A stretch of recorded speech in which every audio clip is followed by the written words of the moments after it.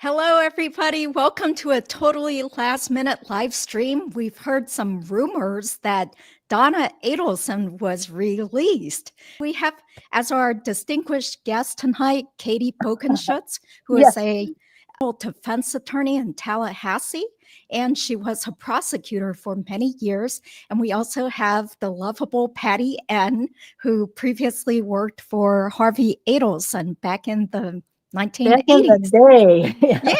Yeah. So it's cool. Thank you guys for being here.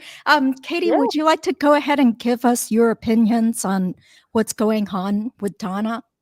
Sure. So we actually just got a news alert from WCTV. Judy had texted me earlier because she signed up for Vine, which is the I may screw up the acronym, but it's a victim information network that you can sign up for on any case to get notified about changes in custody status for individuals that are within the Florida court system, including the Florida prison system. So you can sign up for Charlie Adelson, even though he's quote on loan in South Dakota. So we got this alert that she had been moved. I did see in the notes that it said something about Wakulla County. And for those of you who are unfamiliar with the area, Wakulla is a very small, relatively rural type county south of us. It's famous for Wakulla Springs, and it drains out into the Gulf. But they do have a jail down there, and it is not uncommon for us in Leon and them in Wakulla to trade inmates when it suits their purposes. So we all know that Donna had issues with the way she was being treated in Leon. She may have been transferred down to Wakulla because of that reason. That is my suspicion, because as we can see there in the middle of the screen, I'm leaning forward because this is definitely the year I end up with reading glasses. It says released. Yeah, it's under 625. Yeah. Released Wakulla County. So I would assume that she's been moved to the Wakulla County Jail either for safety reasons or so she does not mix with somebody else that's a witness. There is a history of that. I had a first-degree murder client that allegedly committed the crime in Wakulla County, and he had killed somebody that was fairly well known in Wakulla County, had gotten some threats in the Wakulla jail, and ended up getting switched over to Leon, where he was kept. And that was for safety reasons. So Leon and Wakulla will do that quite often. What is that jail like? You mentioned you've been there before. Wakulla, it's very small. Wakulla County, I think it's one of the smaller counties in Florida. I want to say about maybe somewhere between around 30,000 people. It's very small. There's only one county court judge. There's only one circuit court judge down there. Everybody knows everybody. But it's that's WCI, which is the Wakulla Correctional Institute, CFDC, there at the top. So that's a prison. There's another one. Oh, yeah. Okay. See the faith and character-based facility. Yes. So we often see people requesting to go there because it's a nicer, or it's people assume it's nicer to go to Wakulla County because it's faith-based, and maybe you'll be in with the other inmates that are a little bit more Christian and maybe are a little bit less stabby and a little more Christian kind of a thing. But anyway, that's the sign for the prison. The jail, where I think, or at least that's my assumption based on what I'm seeing, she's being kept in, is attached to the sheriff's office, and it's meant for short-term stays pre-trial, or short sentences. The difference between prison in Florida and county jail is anything that can be punished by over a year is a prison sentence. Anything that could be punished by under a year, you can do in the county jail. So it's short stays, anything less than a year, or pretrial detention. Right. Okay. So what are the cells like? Have you ever been there to see the cells? Yes, I've visited people there in attorney-client visitation.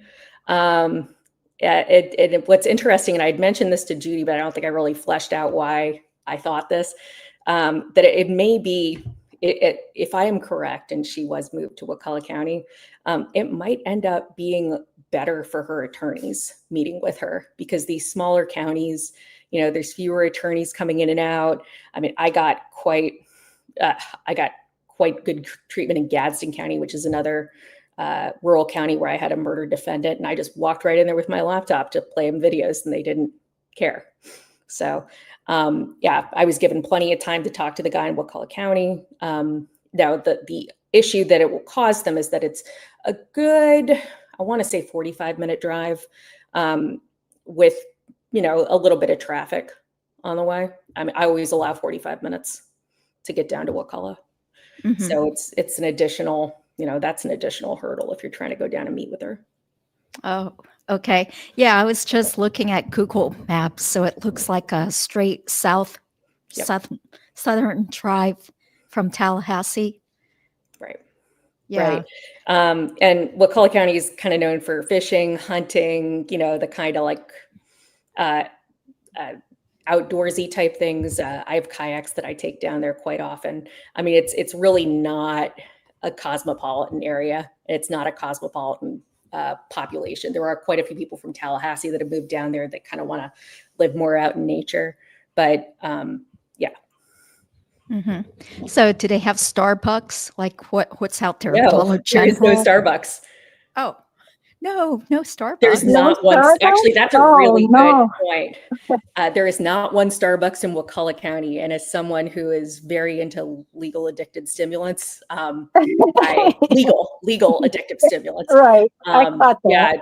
Yeah, there's like a mom and pop coffee shop that I usually stop by down there, but there's no Starbucks. Nope. Oh, okay. Okay. So Patty, how are you doing? We'd like to hear from you. Oh, I'm doing great. But I didn't know Donna had been moved to a different jail or a different jail setup. And you know what makes me mad about that is when you hear her come in with her emotions, like, was it Maria Descalzo came in and Everett said she shouldn't have come in unless she thinks it's violating Donna's constitutional rights or whatever. And she said, I believe it is. And then they got her in here again now for these ear canals and having to use a Kotex, God forbid, instead of a Band-Aid. And you know what? I realized people who have public defenders, they don't get to come in with all this BS in court, right?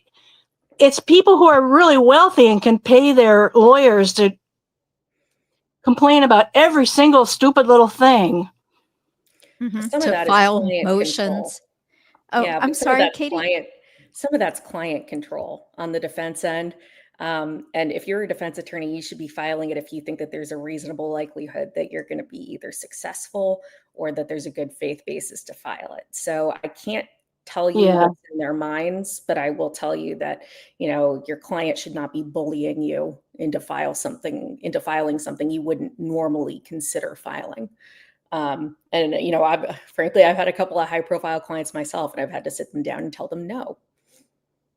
And, you know, at some point, you know, some of them have fired me over it, but you have to realize that's a possibility that you need to put your foot down at some point.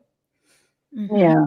Well, what about this? Thank you, Sandra. She says that this article says, according to Donna's defense attorney, the transfer is because of a new Leon County, what is SO?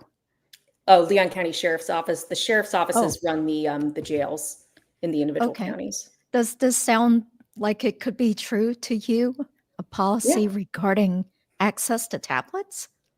I don't know if that's true or not. I don't even think that I'm trying to remember. I don't think, at least as of a couple of years ago, that they had tablets in the jail in Wakulla County. But I mean, their access to tablets, maybe it's that they have to share them or something, that there might be some sharing of discovery. But that's kind of weird. So why would her access change by putting her in a different jail, though? Like, wouldn't the policy regarding tablets be the same? So in each Florida county, the sheriff's office is the one that runs the jail. Then you have municipal police. We have TPD, which is Tallahassee Police. And then you have Leon County Sheriff's Office. Again, small counties in the Panhandle, other places like, South Florida, you have BSO, you've got Coral Springs, you got Fort Lauderdale, you got and they're all in the same county. But here it's just the Sheriff's Office and TPD. Wakulla County is run by the Wakulla Sheriff's Office, which is a different sheriff. So while they're the same judicial circuit, they've got a different overlord, essentially. And the Wakulla Sheriff's Office will have different policies. But now I'm looking up the inmate handbook to see what changed. That's great. Thank you so much, Katie, for being willing to jump on. You're a busy attorney who's constantly in court defending people. So, the fact that you look great, you look refreshed, it's Friday night, and you're jumping on YouTube to talk to us, thank you so much. Thank you. You don't get into this line of work unless you're a little obsessed with it. Yeah. But if I don't know the answer, I want to know the answer. So let me see if I Thank can pull this up while you guys chat. Okay. Thank you, Sandra. She says that Zellman said the policy would have greatly limited Adelson's ability to communicate with her legal team before next week's change of venue and her upcoming trial. Okay. So, well, isn't that nice that she gets to move to another jail then? Because how many other people in jail can do that? That sounds like a favor done for her. It might be a favor, but like I said, I had that happen on a murder case where it wasn't this high profile, but it was fairly high profile for the counties it was in.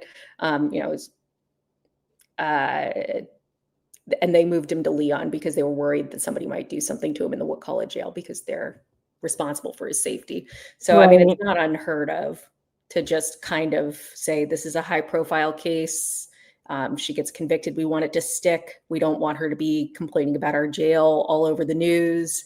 So, I get it. She might be getting special treatment, but it is what it is.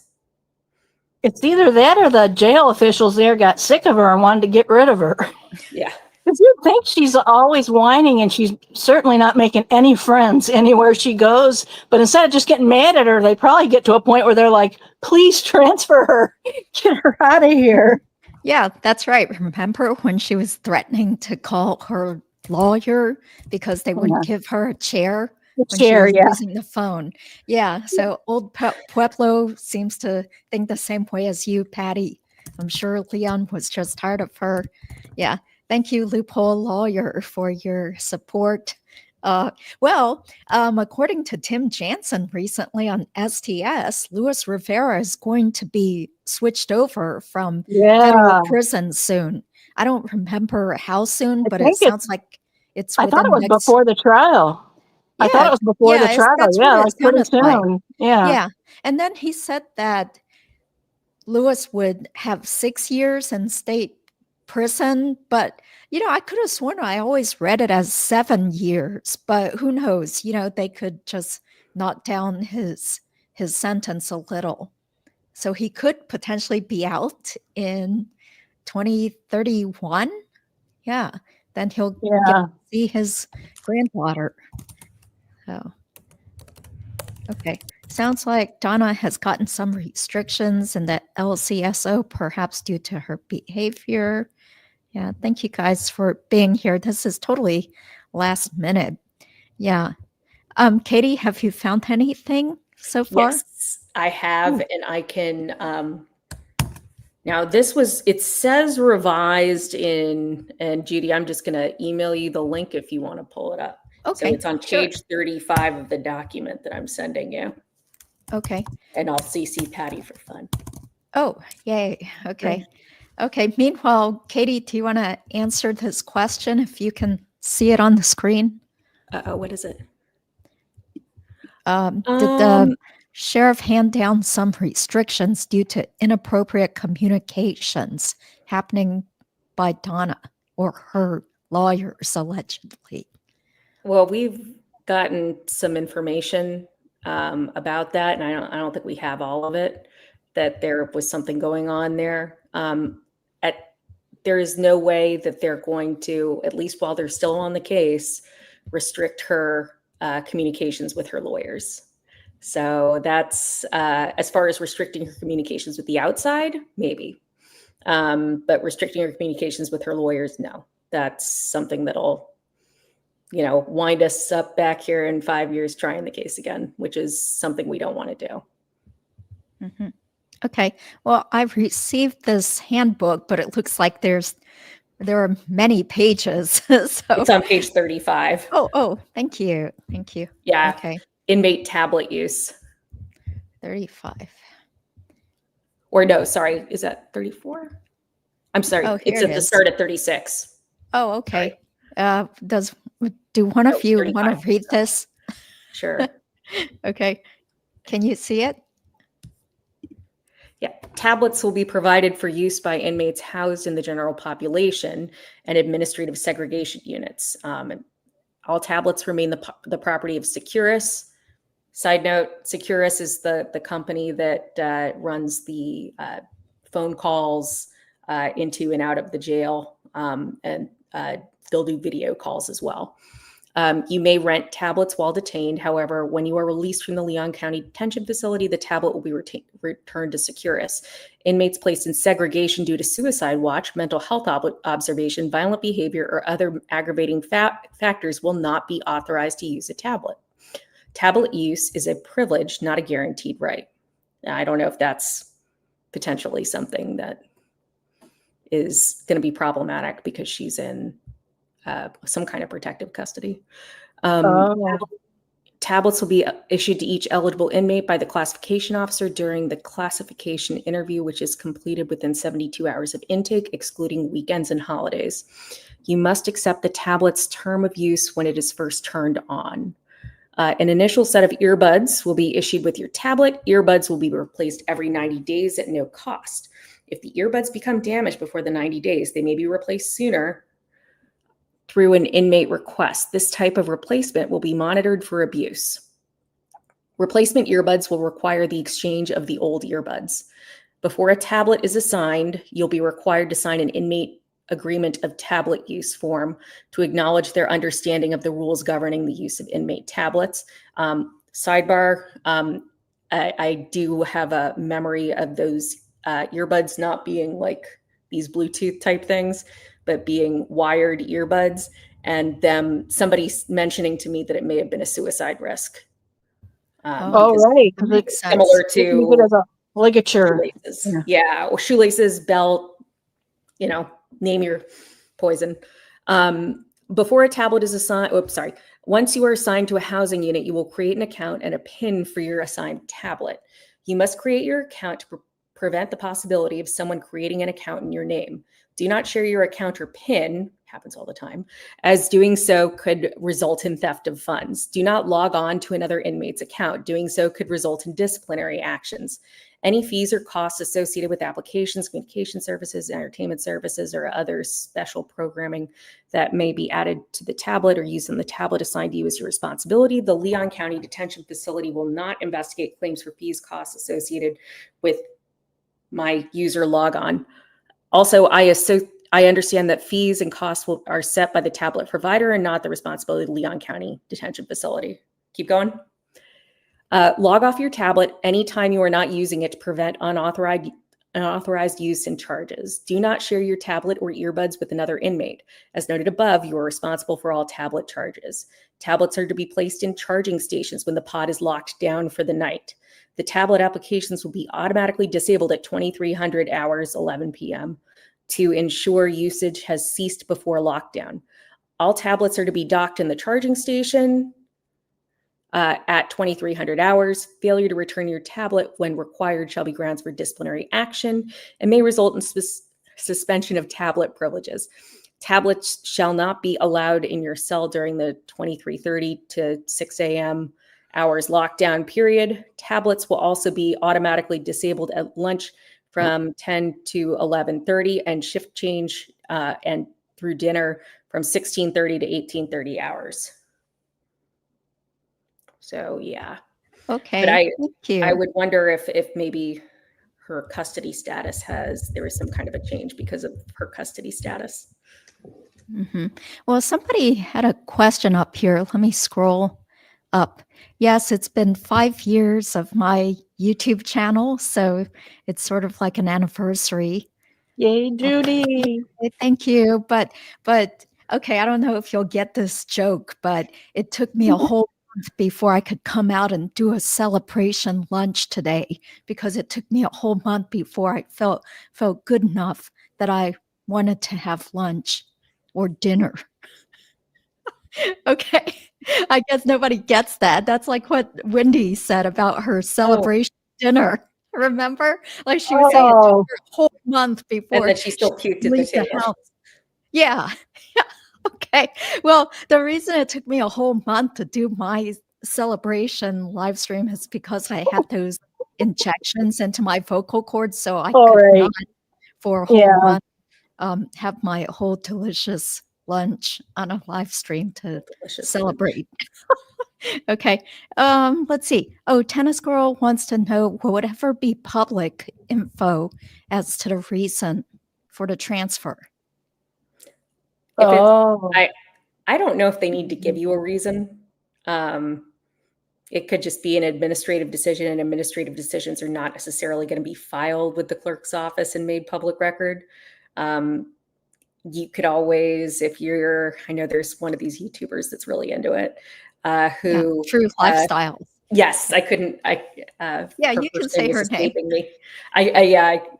But that she was getting all the stuff from the jail, and she could always make a request. I'm sure there's somebody that signed something there that probably falls under Florida's sunshine laws.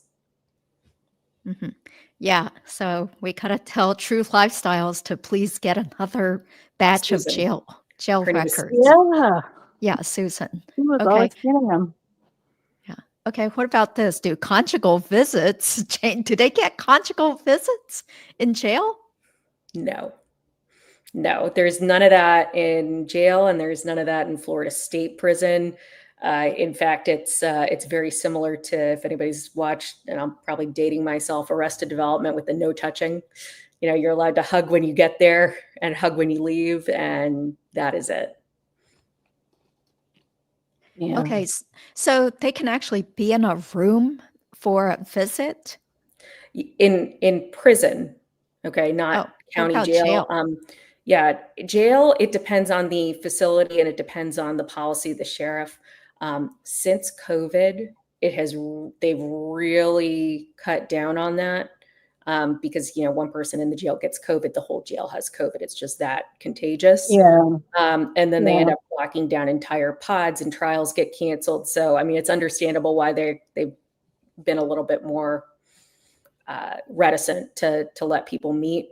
I know for a fact that you can go see people in prison, because I get pictures from one of my clients' wives of her and her husband and their kids doing visitation. So, but you need to be cleared by the facility. You need to schedule visitation. It's all these, you abide by the rules. Don't bring in anything crazy with you. Okay. What about Sandra's comment? I wouldn't be surprised if Selman lied to the WCTV journalist, and there are other reasons for her transfer. Any thoughts, you guys? I wouldn't put it past them to lie and finagle, but I don't think they would be fooling law enforcement on the jails there. I don't know. Do you agree, Katie? I think they're more savvy of criminal minds. Yeah, I mean, there might be multiple reasons for moving her, and well, he's just naming the most innocuous. But look, he lives here. He's going to deal with the same people at WCTV. He's not particularly old. He's, his career, he's got a lengthy career in front of him. I don't know if he wants to be the guy that lied to WCTV, which is by the way, our only local news channel in Tallahassee. So there is a bit of a monopoly there. So that, in South Florida, you got Channel 6, Channel 7, Channel 10, Channel 4. Yeah, and they're all local news. And here it's all WCTV all the time. Mhm. Hmm. Okay. So chances are likely he wouldn't want to I doubt it. jeopardize his reputation by lying to the media. Okay. Yeah, I don't think, and I don't think he's like that either. Okay. A new policy at the jail apparently prohibits inmates in administrative and protective confinement from having tablets, which is how she communicates with counsel. Right. Okay. And Beach Chillin says no conjugal visits for inmates unless your attorney is a certain Fort Lauderdale attorney. I won't say her name. Okay, I guess won't you're either. you're referring to that woman that was on STS and people were all mad about what she said, or Oh, I didn't watch her on there. I was down there when the whole thing blew up. oh, Yeah. okay. So my personal thoughts are not necessary. She's always been nice to me. Let's put it that way. I knew exactly what we were talking about. Yeah, it's tough because if you practice and you might run into these people, you have to be very professional and above board, about what you say about other attorneys. Yeah. Yeah, well, it's just it's another, chalk it up to another Broward County story. Mm-hmm. Do the earbuds for the new tablet fit any sized ear, including ears with small eustachian tubes? It's probably one size fit all, right? Like one of those squishy little things. Probably, but it does occur to me that, wearing earbuds all the time can have an effect on earwax buildup. yeah. What does it do? Because it kind of, there's more friction, you end up with more wax buildup. More That's what moisture I've been and more told. darkness. Yeah. It's all plugged up. Less airflow. Yeah. Everything. Oh, okay. Well, you would know, Patty. You were a Yeah. nurse, right? Yeah. You're right.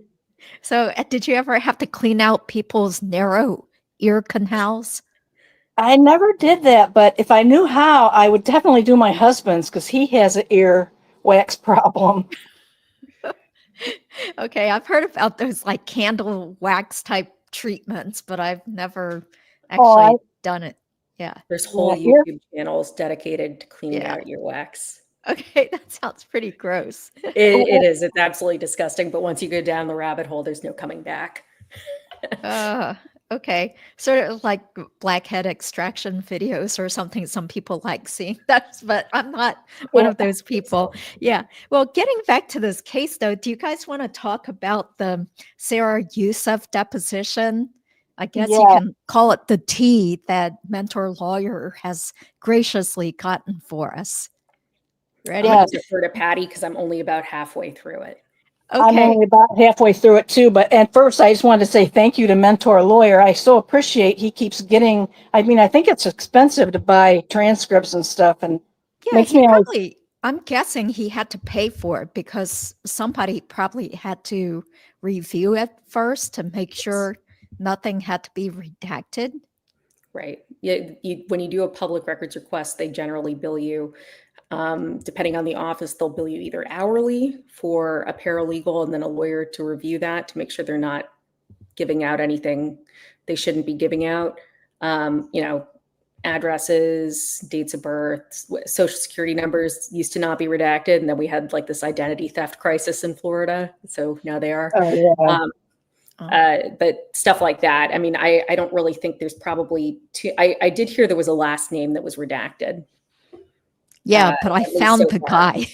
I found him so quickly. I was like, "Oh, that's the person. He looks like Dave Chappelle." So, boyfriend number 300.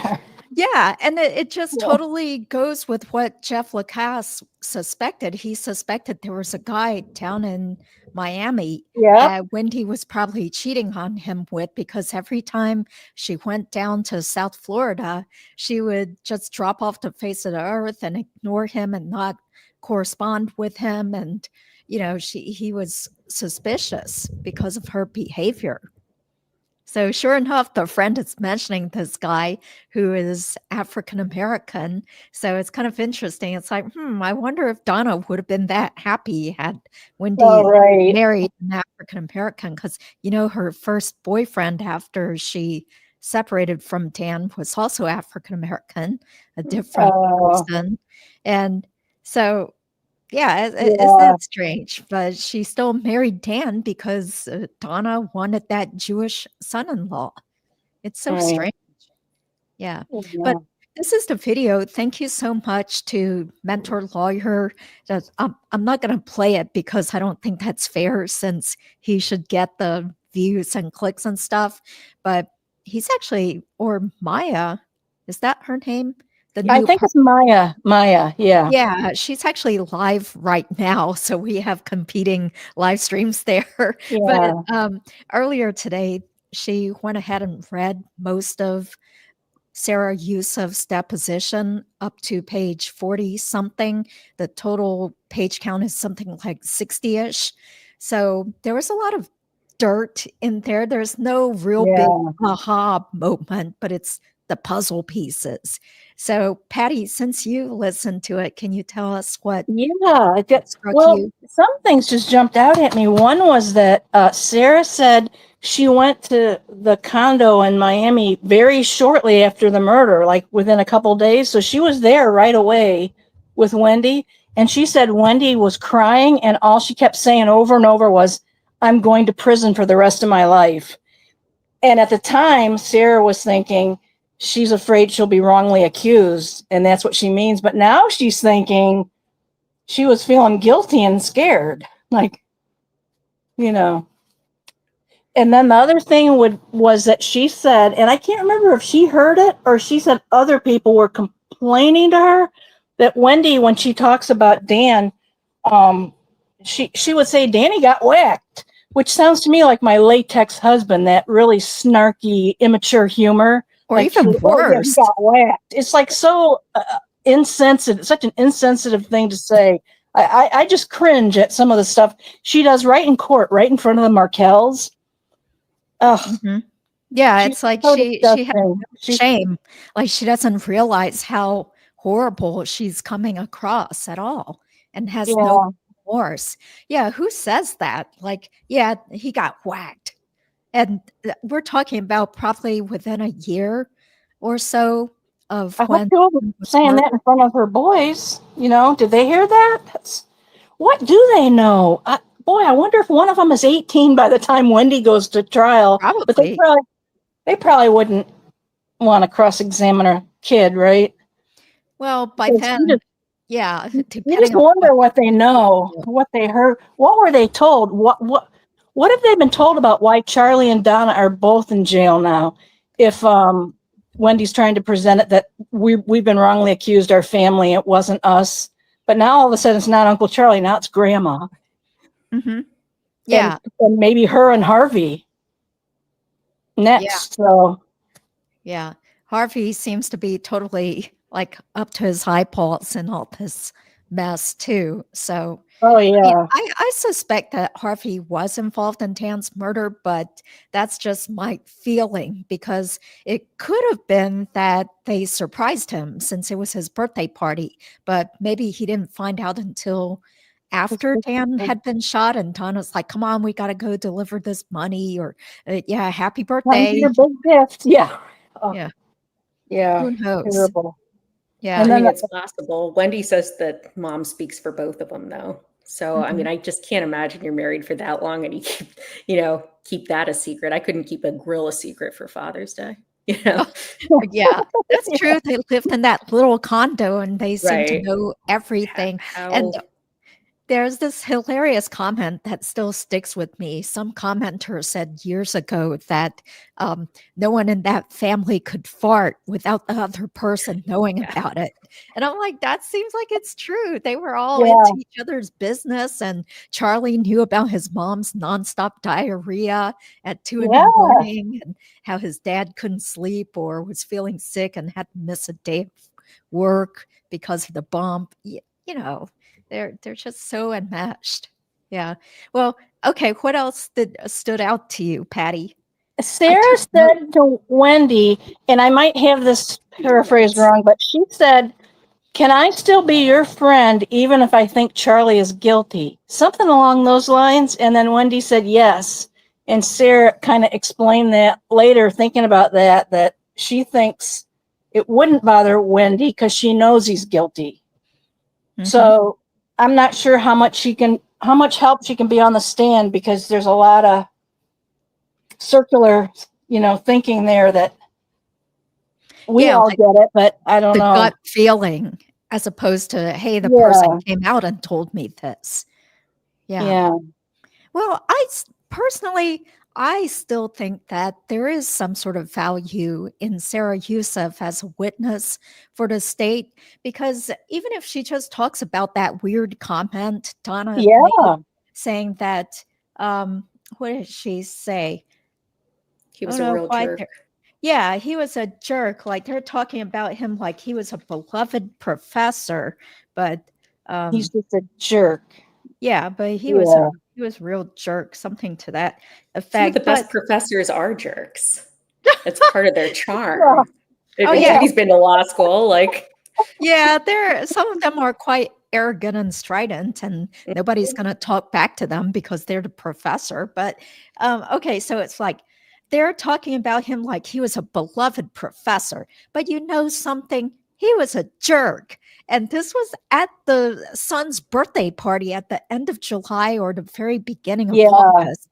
So soon after, 2 weeks. Yeah, so soon after Dan was murdered, and Donna had the gall to say this to Wendi's friend during the birthday party. So I think that is useful, because who else is going to testify that Donna still had all this anger and just vitriolic attitude toward Dan even after he died? I mean, who else could testify to that? Maybe Rob Adelson?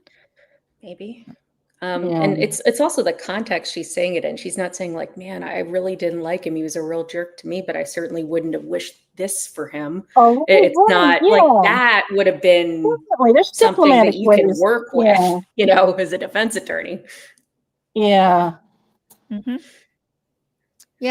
So because I was predicting that Donna would go in there. Of course, she's going to take the stand and then just poo-poo everything. Like, oh, I was just upset during the divorce and the way he treated my daughter, but I never wanted him dead. And then, of course, Wendi might say the same stupid banana bread story about how things were so copacetic between Donna and Dan right before he was killed. And he even asked her to babysit and made him banana bread and gave him a hug. So that's why I think, Sara, if I were the prosecutor, I would still want this person to please come in and still give us the truth about how Donna's attitude was.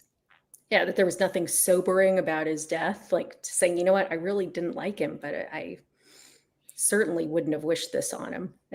Something that's like even a little bit, giving you an inch. Compassion or, nothing. Even for her grandsons, even. Exactly. To say like, gosh, now my grandsons don't have their father and he loved them so much. And I'm totally devastated. I feel like he was a pain in my rear end, but certainly they're going to be without him. And that's terribly sad. Something that is even just the slightest bit, has the slightest bit of human empathy in it. And I'm sure the defense team, look, that was probably... So what? That's almost 11 years ago now. If I were on the team, I would be saying, if she gets to testify to that, then I'm allowed to ask her, like, are you sure she said it that way? Or is this like 2020 hindsight, now that she's been arrested and you've seen her in her jumpsuit and you've seen the rest of the evidence and you're assuming that, yes, she is guilty, that this is what you think you heard. Yeah, but Sara, being an experienced attorney herself, she would probably have some great snappy comeback, like, I don't know, like Ryan Fitzpatrick or Luis Rivera kind of surprised people by coming out and saying something that didn't help the defense when the defense was trying to grill them. So.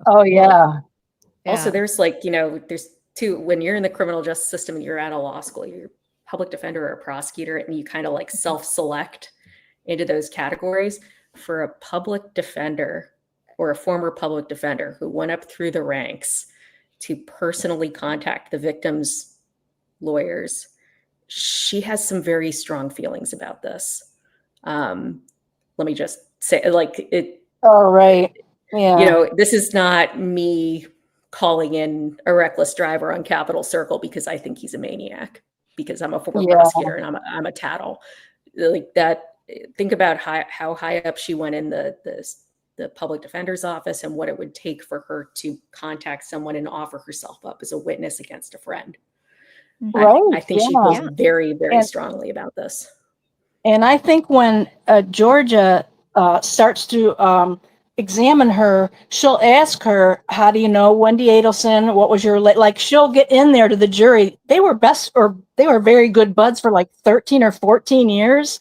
She went to their house several times for Thanksgiving. I mean, she was really in. She had the in there. And so for her in that position to be able to be willing to come and testify against her friend, I'm hoping the jury really notices that. Yeah, I think she would be a I think that will. great witness against Wendi if Wendi ever gets arrested, which I still have hope is going to happen eventually. So it's not the same story you would get from like Ryan Fitzpatrick, where there was like this argument over money and a falling out with Charlie, and there's finger pointing, and then there was some kind of racial or slurs against Jewish people, and whatever it is that you're not going to get that with her. Like she's a very clean witness. Mm-hmm. Yeah, like I can never say her name, but it's like Tamara Ademko. No, Tamara Ademko. Yes. Tamara Ademko. She strikes me that way too. She truly has sincere intentions, and she doesn't want attention. She just, loved Dan. She loved Dan, and she's a lawyer, isn't she? She's a nurse and a lawyer, I think. I don't know which one she practices, but at one point I looked her up, and I think she also has a master's in public health. I mean, she's got degrees UNC. coming out of every every drawer in her office. I think she worked in policy, like for a nonprofit or something. I'm not sure exactly what she's doing now, but I met her briefly. Brilliant, obviously. Charlie's trial. Yeah. So she just seemed so sincere, and that's the way you would think someone would react when someone you care about has just been brutally murdered, as opposed to Wendi, like kind of like snickering and cracking jokes and saying all sorts of weird things during her police interview. It was bizarre. Yeah. I mean, she's really a perfect witness. Huh? She's really a perfect witness. I mean, she's got like, she ended the friendship because it was getting too difficult, but there was never really a falling out. It's just not. I recall in one case I had somebody who was a very observant Mormon as a witness, and I was like, this guy, this is like, were you drinking that night? No, I do not drink. And he was like, all I want is Mormons now as witnesses. Because they were, he was just so on his game. It was a DUI type thing.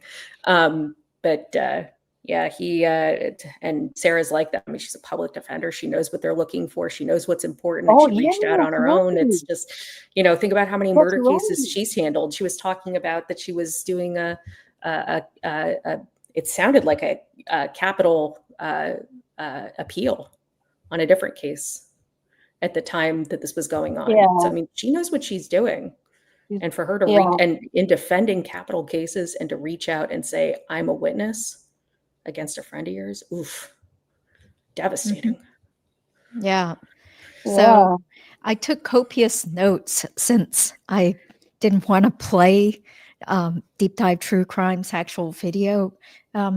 He's actually been very generous. He told me before that I had open permission to play his videos and stuff and comment. Nice. But right now it's like a totally fresh live stream video, so people should give them the watch time and stuff. So first, Sara talked about how she and Wendi had a mutual friend named Ben who introduced them to go on a friend date back when both of them were law students at University of Miami around 2003, and they just kind of clicked and hit it off. But then soon afterwards, she is asked how the friendship fell apart back in 2017. So this is where Sara starts dishing the dirt about Wendi. She said she was misleading guys she was dating and making them think they were the only ones. And she didn't want to be caught in the middle, I guess, like having to play with these lies that she was telling guys since they had the same friend circle. Mm-hmm. And I think when they celebrated her phone, at some point, Georgia made a point to tell Jeffrey Lacasse, in fact, she was on those dating websites throughout your relationship. Mm-hmm. Mm-hmm. She What, got like caught Plenty with of her pants Fish, down. Match, those ones? Okay, Cupid. Oh, yeah. Okay. Yeah.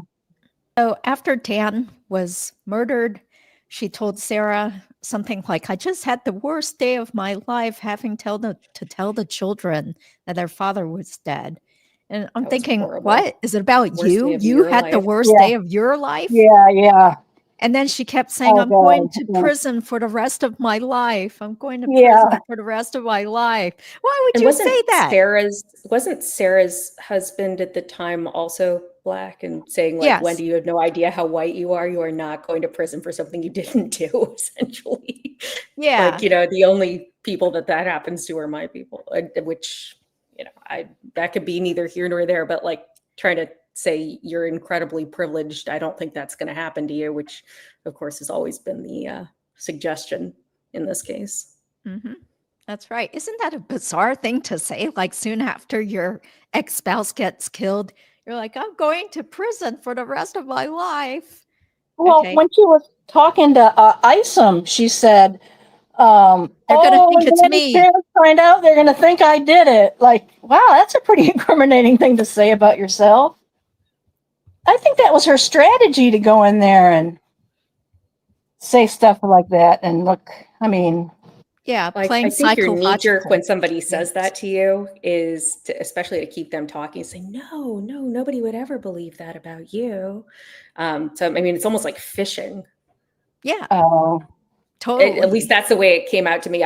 Some people were saying reverse psychology, but I thought it was like, yes, fishing. it's like, please tell me about how I'm such a good person. No, exactly. You look great. No, you look beautiful. You Yeah. look Oh, beautiful. I have pretty things, so I'm guilty. No, we would never do that. No, you're not guilty at all. Yeah. Okay. So then Sara said that Wendi acted like she was still in touch with the police because every so often Sara would ask her, you know, what's going on with the investigation. And she said it seemed like Wendi didn't even really want to talk about it. Like she had, what was it? Like lack of curiosity. That sounds just like what June Chinda said about Charlie. Like they all just had this lack of curiosity or didn't seem to even care about who had killed Dan. And they just acted like, well, he's dead. And so what? You know, don't talk about it. Yeah. Rob Adelson too. Yeah. Rob was, I think, really put off by that. Yeah. Yeah. So she was telling Sara the same old stuff that she told Isom, which is that, oh, the police think that maybe a student did it, or maybe it had to do with the work he was doing in New York, or his girlfriend's ex-husband could have done it.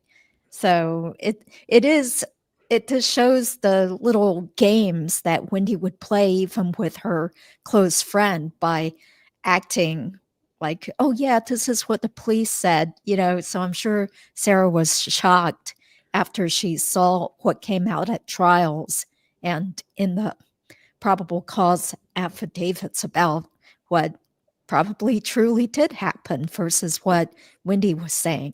Because remember, I'm going through a tunnel, and then her lawyer calls him back. Yeah, the call gets disconnected, and then less than Well, 5 minutes later, Wendi's attorney back then calls up the police and says, hey, you know, they're on their way to South Florida, and just all communications are to go through the attorney. Right. And she didn't have connection, right? We believe that. But she could call her lawyer right away, because then he called the other guy right away. They're the police department. Laurel called them right away. So there are a couple of dead zones in the drive between Tallahassee and South Florida, but they're very short. They're not, you know, I haven't gone back and forth several times. Like, I know when I'm about to hit one, but it's You're right. it's That real is quick, and then possible. you call them I have, back. yeah, Mhm. that's true. That's possible. I'm so quick to be a naysayer because I'm just so, oh, arrest Wendi already. Get this justice done. I hear people who've lost a loved one and maybe they had to wait 5 years to get this guy in prison. You know, they knew who it was. And she said every day was, how'd she put it? She said every day is you wake up and you have heartbreak, trauma, and you're still grieving because you have no closure. And I'm thinking 5 years, try 11.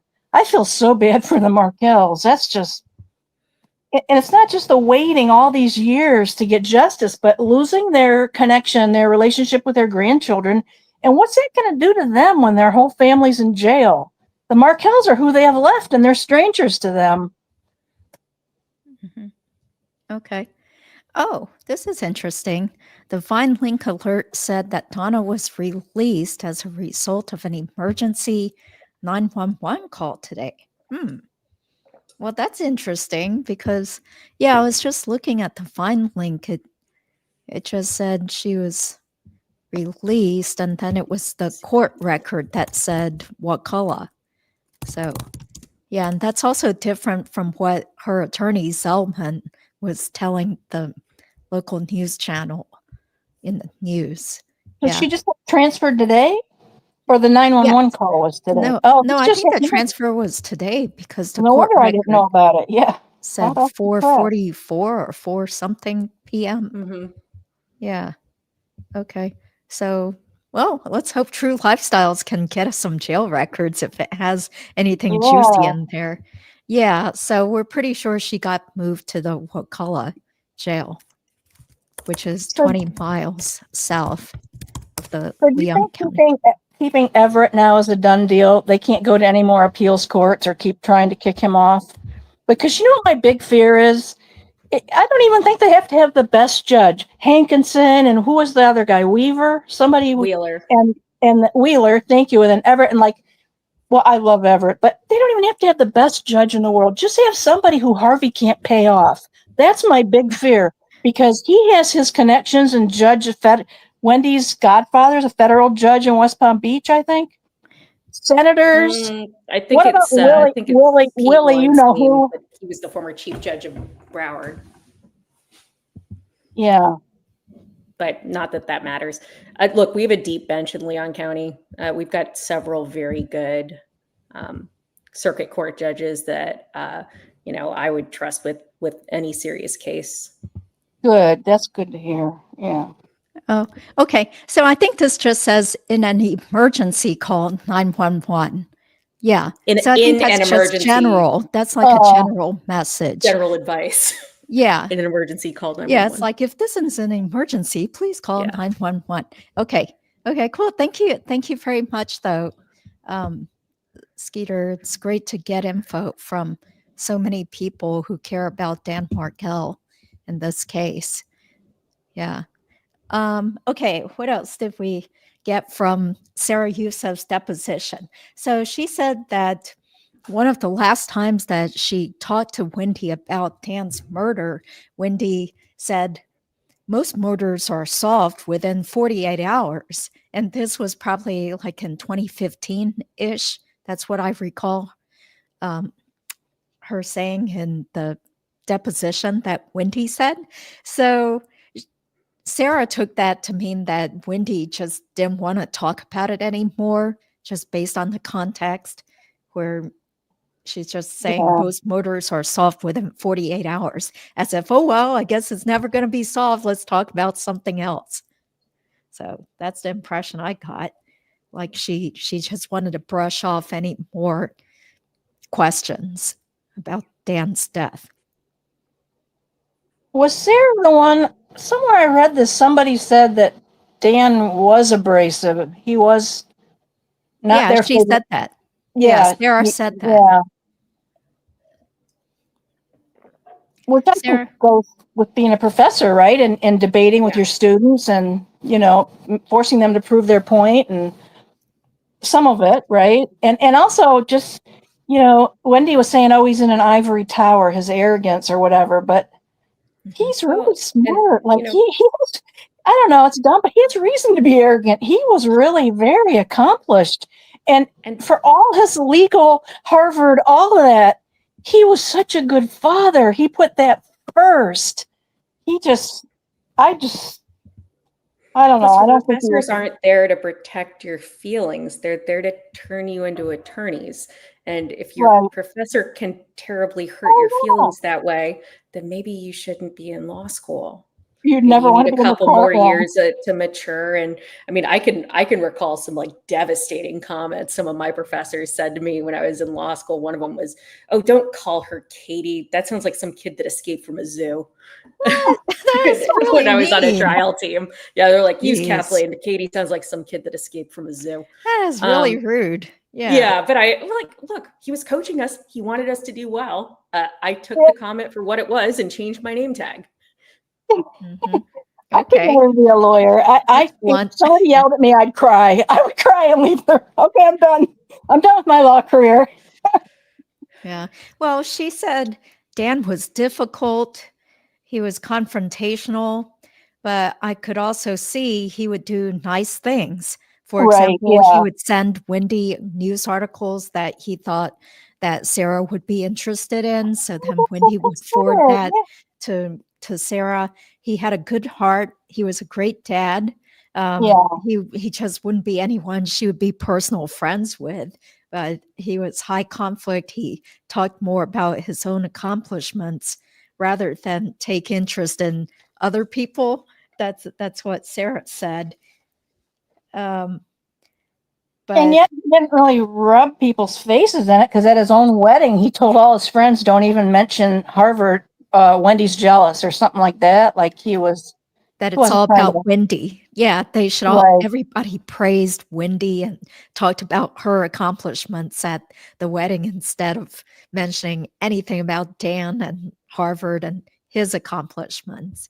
Well, and the food that wasn't kosher, it's like the writing was on the wall. I feel from the start that was Donna showing him, I wear the pants. You're not in control here.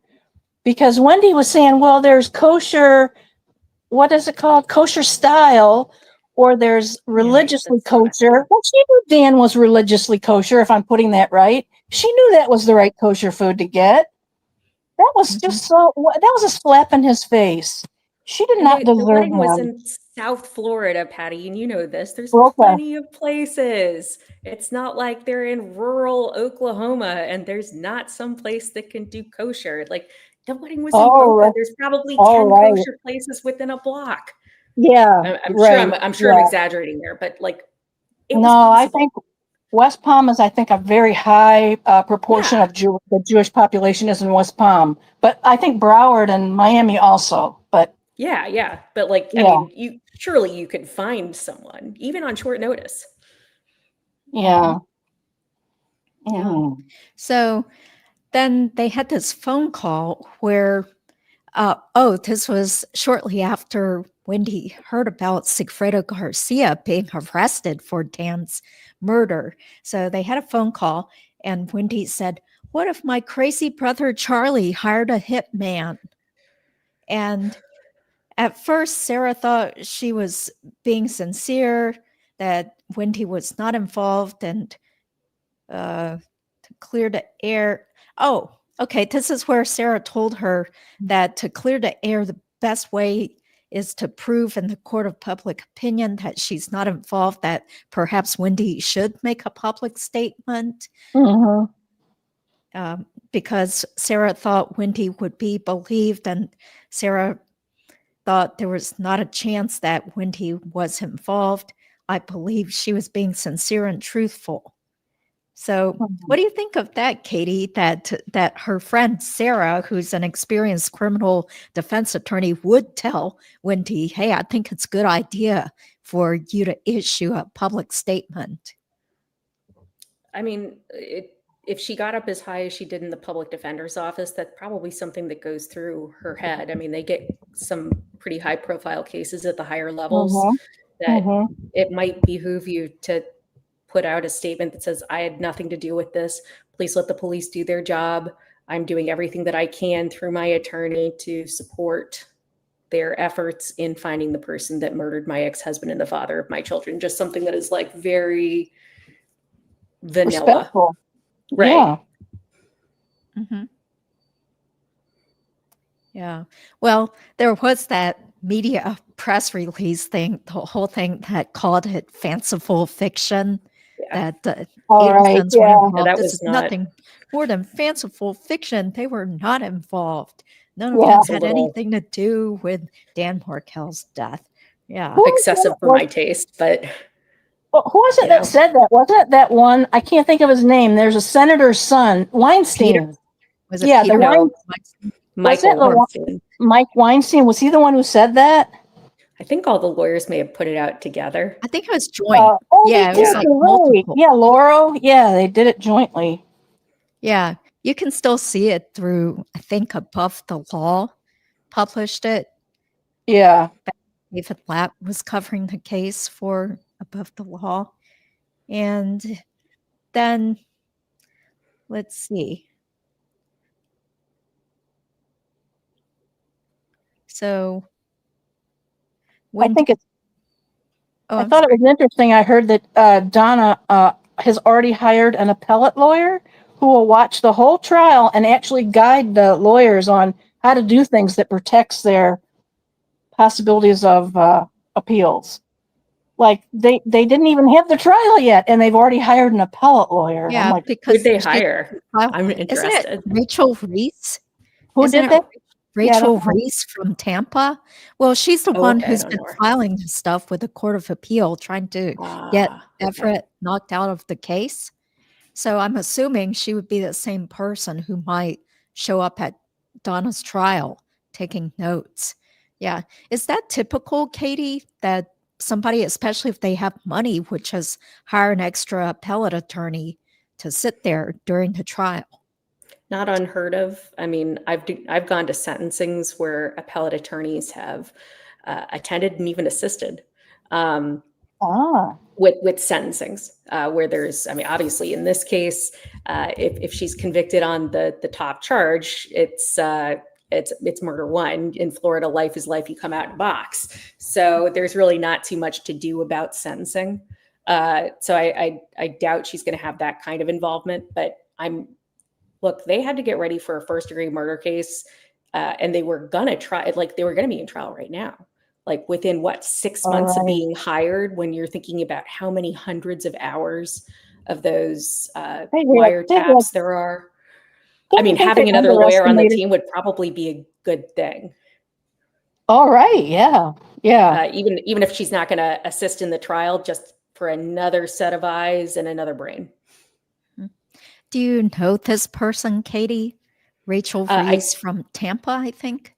I don't think I do, unless it's somebody who maybe changed her name after law school. But I don't think I know her.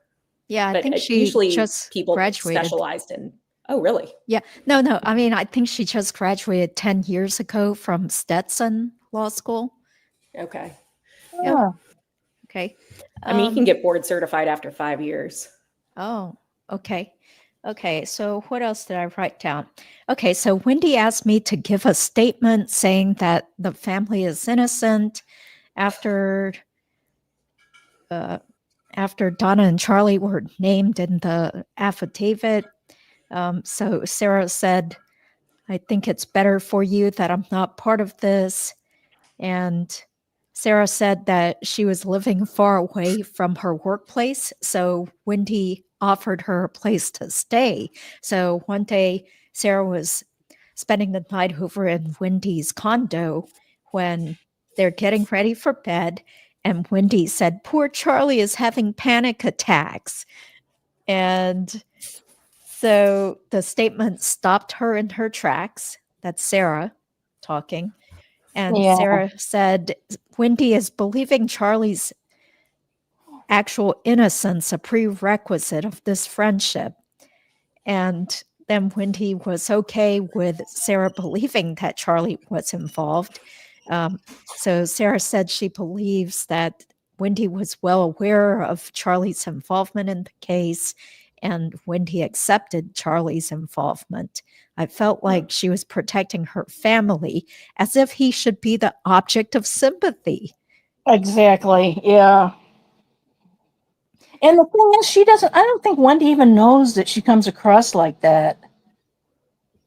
Well, Because if to she have did, sympathy for somebody who you think killed your ex doesn't. no, I mean sympathy for that Dan died. Who cares if Charlie's having a panic attack? No, Yeah. I mean, to me, She's it tone underscores deaf. guilt Mhm. for her. Yeah. That as opposed to being like, how could you possibly do this that put me under this cloud of suspicion for the rest of my, adult life? And now you want me to feel bad for you? Yeah, and he killed off her children's father. And even Wendy said he was a good dad. So it just seems bizarre. So Why she would feel in yeah, any it's way like because sympathetic. she was part of it. So that's why she's on Charlie's side. Like, yeah, we're all in it together. And poor Charlie is having panic attacks. Well, geez, like we feel sorry for him. You see, So Wesley John Holmes is also noticing your voice is oh, amazing. thank you. Thank you. Yeah, all that pain and suffering for 3 weeks has sort of paid off. Yeah, it could be better. Yeah, it does sound stronger though than it was. Like day by day, I think it's sounding stronger. Oh, great. Thank you. Thanks. We'll see how long it lasts. I Yeah. know. So, so Sara said that she had watched a trial testimony. She had looked at police records, I think, and she listened to people's sworn testimony, and so as well as her own personal opinions. And she said, I was very, very personally impacted by this case. She told Wendi ultimately in the goodbye email, I need to take space from this relationship, and something about for my mental health and Right. journey, because she was going through a separation from her husband at Right. that time, 2017. And she said later, Wendi had that, like, it sounded so cheesy, some sort of response where she was like, love me or whatever, like, I love you or whatever. I'm like, this sounds Yeah. really cheesy. But then later, Wendi did send a couple of texts or emails to Sara saying, I miss you. I miss my friend. And Yeah. it sounds like Sara just ignored her. Sara said somewhere in that deposition that Maya was reading that she decided for her mental health she needed a separation, and once she had the separation, she realized she liked being separated from Wendi. You know what I mean? She realized that isn't a temporary thing. This friendship is over. Good for her. I'm so glad Sara finally, realized her good friend was probably in on a murder conspiracy, and how dare she ask Sara to put her reputation on the line to put some sort of public media statement supporting them. And does it make you wonder if the Adelsons, one of them is the one that asked that gynecologist, I can't remember his name, if he would write that article? Yeah. I always want to call him the orgasm doctor, but someone said, no, that wasn't him. No, it was a different another guy with the same name. So, yeah. Yeah. Well, I kind of feel like Graber just enjoys attention because Oh, he was like, you don't think they asked him? I thought maybe Harvey asked him. Sure. I'm he was sure a state rep as well. So he was in politics and he likes attention. Mm-hmm. Yeah. Do you think Zellman is watching right now to prepare for their change of venue motion? Well, I'm sure they have been scouring social media to help boost their argument that the jury is so tainted now. She can't get a fair trial. I think you'd be surprised. We have a lot of very good Tallahassee's full of government workers. We're all good little rule followers here. If the judge orders you not to take that into consideration, a large percentage of people can follow orders in this city. Unlike, some of the more cosmopolitan areas where I've tried to pick juries. I mean, picking a jury in Broward would sometimes take me a day and a half. and, even on a lesser case. And here they got, a full panel at 12 with a couple of alternates within a couple of days, even questioning them one-on-one, as opposed to usually you put the entire veneer in the box and he talked to, at least 30 of them at the same time to try to save time, but they were going one at a time. Like I was shocked at how quickly they got the jury the last time. With Josh Dugan, you mean that time? Yeah, Josh. Isn't that his name, Dugan? Or I'm thinking of Sarah Dugan. Dubin. Yeah, you're right. It's Josh. Dubin. Yeah, Dubin. Oh, forgive me, Sarah. How could I? Yeah. I love Sarah, but that Josh guy, he was a little bit creepy, wasn't he? Ooh. Yeah, he was definitely strange, the way he kept like staring at everybody and staring at Sara Dugan when she was walking by. So I had to make her short about that. But it was funny. Yes, there are going to be 2 hearings. The first one is June 11th, next Wednesday at 2:30, which is case management. So Katie, do you think at the case management that Everett would hear the motions to keep out Yousef and Stephen Webster? Generally speaking, and this is it's a high profile case and we all know that it's special. But generally speaking, case managements, and you said it was on Wednesday at 2:30. At 2:30. Let me just double check my calendar because I get the feeling that, 2 of my cases are up at the exact same time in that division. No, he's got 2.5 hours that are scheduled on Friday. At least it looks like it's going to be, how are we doing? What do we need to handle? Moving things along. It's not going to be anything substantive. Oh, well, do you think those motions are pretty quick though? Because to me, it seems so obvious that they should be denied. Are you talking about the motions to exclude to exclude the 2 witnesses from testifying? Well, I do think that Stephen Webster got away with quite a bit when he was testifying the last time, as far as comments that he made about believing Dan and talking about how much he liked him personally and stuff like that. But I don't think excluding him completely is going to be the answer. Mm-hmm. Yeah. Well, do you think that Rashbaum didn't object to some of that stuff because he didn't want to look like a jerk? Yeah. Like, you don't want to object to every single little thing if the guy's just saying, I liked him. Objection. And that's part of the, that's always the thing is like, if you're the defense attorney, I know some defense attorneys that are like, if it's not hurting me, I'm not going to object. But the problem is Stephen Webster is so likable and gentlemanly and is very good with the jury and, talks in front of people all the time and is a litigator. You're right. Yeah. I feel like I would have tried to cut him off. I like him very much. But, I think that if I were on the defense team, I probably would have, especially as the jury is like leaning in and smiling and nodding and liking him, there might be a time to kind of say, maybe we need to break this up a little bit. Mm-hmm. A little bit too much momentum. Because I thought he was a devastating witness. Mm-hmm. Yeah. Yeah. He sure chose Wendi to be a liar about that banana bread story when and Dan asked Donna to babysit. I don't think so. Give her more chances to call him stupid. I don't think he did that. Yeah. Right. I think that he was incredibly useful, devastating, and I think that they're smart to try to tamp down on the topics beforehand so that they don't have to object to it mid-trial.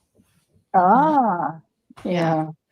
So, Katie, do you think that means they would have to schedule another hearing to hear those specific motions? They could be ready to go forward on them on Friday. I forget when were they only recently filed, like in the last couple of days? Yeah, it was just filed on May 27th.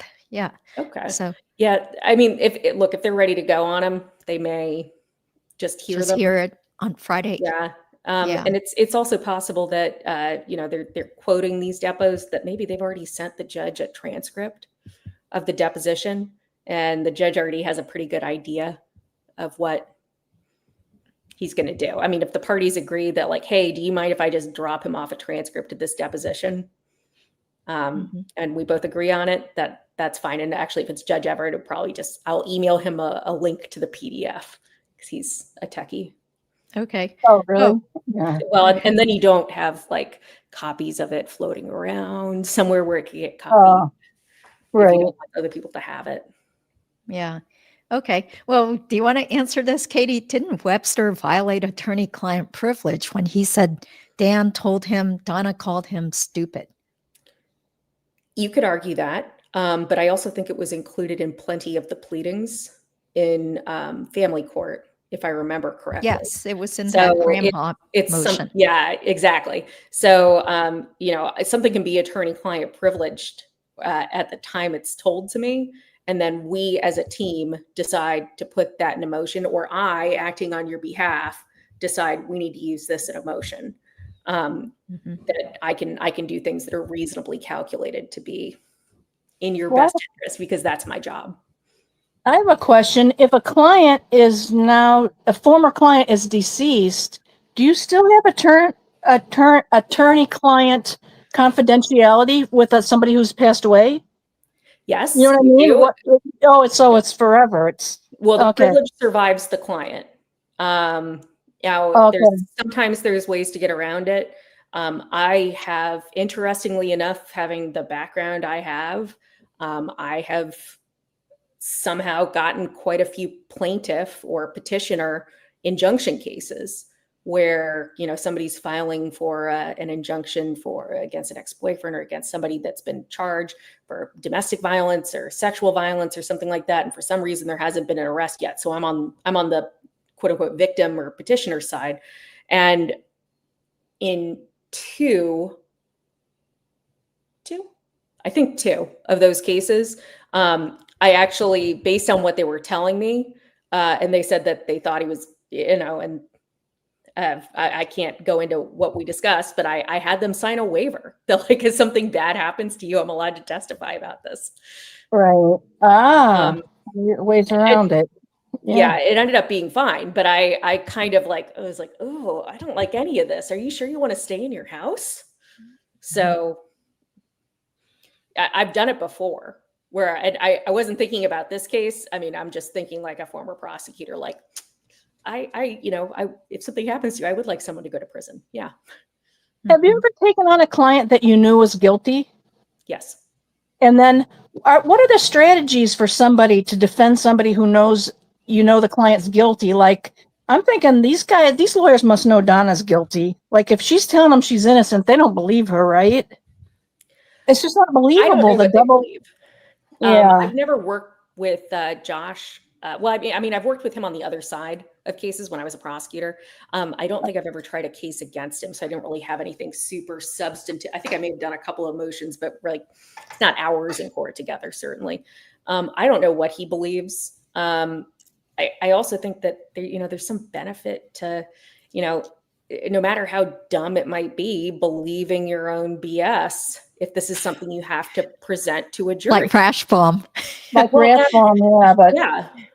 They could. I've talked to defense attorneys who 100%, like I talked to them, I was like, do you understand exactly how crazy you sound? And they're like, nope, this is the answer. And I'm like, you do you, buddy.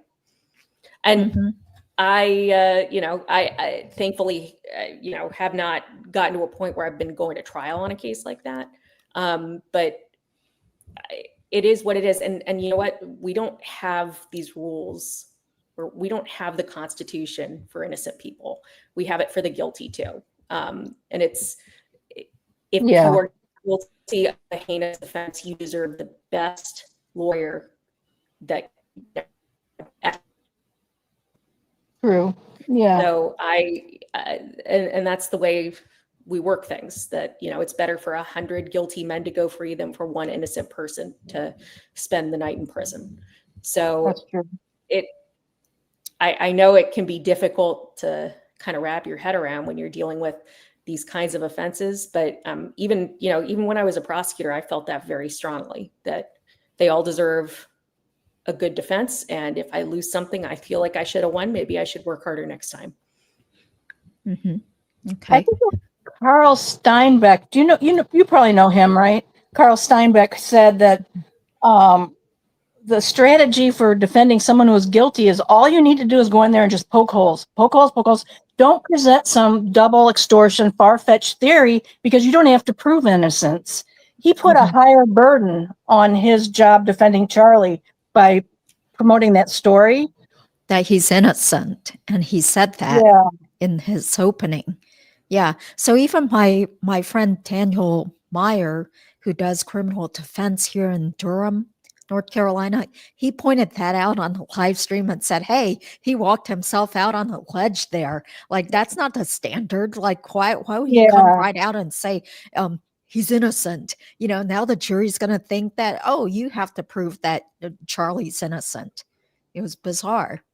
Yeah. Well, it's a circumstantial case. And a lot of times circumstantial cases, you think that they're weak, but circumstantial cases can be incredibly strong. You know, then the example I always give juries is if, I'm in my house with blackout curtains and, I can't hear anything. I walk outside. I live in Tallahassee, Florida, and everything outside is wet.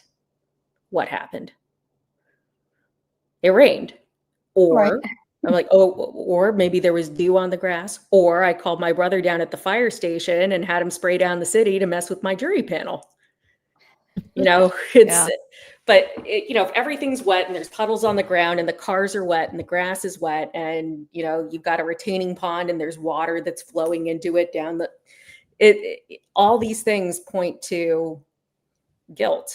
And you may be able to attack one or two of those things, but all of them together is the problem. Yeah. Like, I do understand why they wanted to come up with this theory that kind of explained all of it. Yeah. All of these circumstances. The problem is that they were horrible circumstances to try to explain. Wasn't believable. Yeah. Right. I mean, I in another case, it might be kind of brilliant, but in this scenario where they had all these phone dumps and all of this other evidence, it's just terrible. Yeah, not to mention the whole ridiculous broken TV. Oh, TV needs to be repaired that morning, and TV was the code word for murder. Yeah, and Dad's big birthday gift, all these euphemisms and stuff. Yeah. But getting back to what Sara said in the deposition, according to the reading on Deep Dive True Crime, she said that she was very touched or moved when she heard Phil Markel giving his victim impact statement at Charlie Adelson's trial. And she was saying they're hovering around 80, and Phil Markel was talking about not being able to see his grandchildren and about grandparent alienation. So finally, she decided she was going to send an email to Orrin Snyder, who is the Markel's attorney in New York. And months passed before she finally heard anything. So she was contacted by Jason Newland and Georgia Kappelman, maybe around April or May 2024, and they contacted her. And that's where Maya said she was just going to stop reading and save it for next time. And I was like, no, please keep reading. I want to hear. So later, as if I haven't spent enough time on this case today, maybe later I'll watch Maya's latest live stream. I don't know if she was reading the rest of the depo tonight. It sounded like it was going to be some other day. Tonight might have been just reading those motions again about the witnesses. Not sure. Yeah.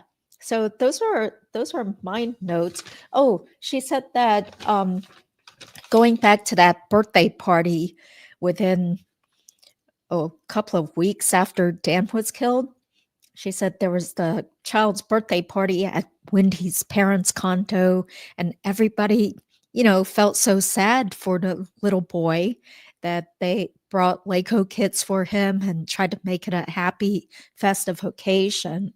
And this was end of July or early August when she went to the kitchen area And it looked like Donna had maybe read something on her phone or perhaps her computer or newspaper.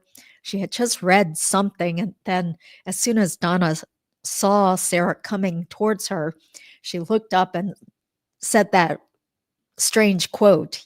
They're talking about him like he was a beloved professor, but Yeah. he was a jerk.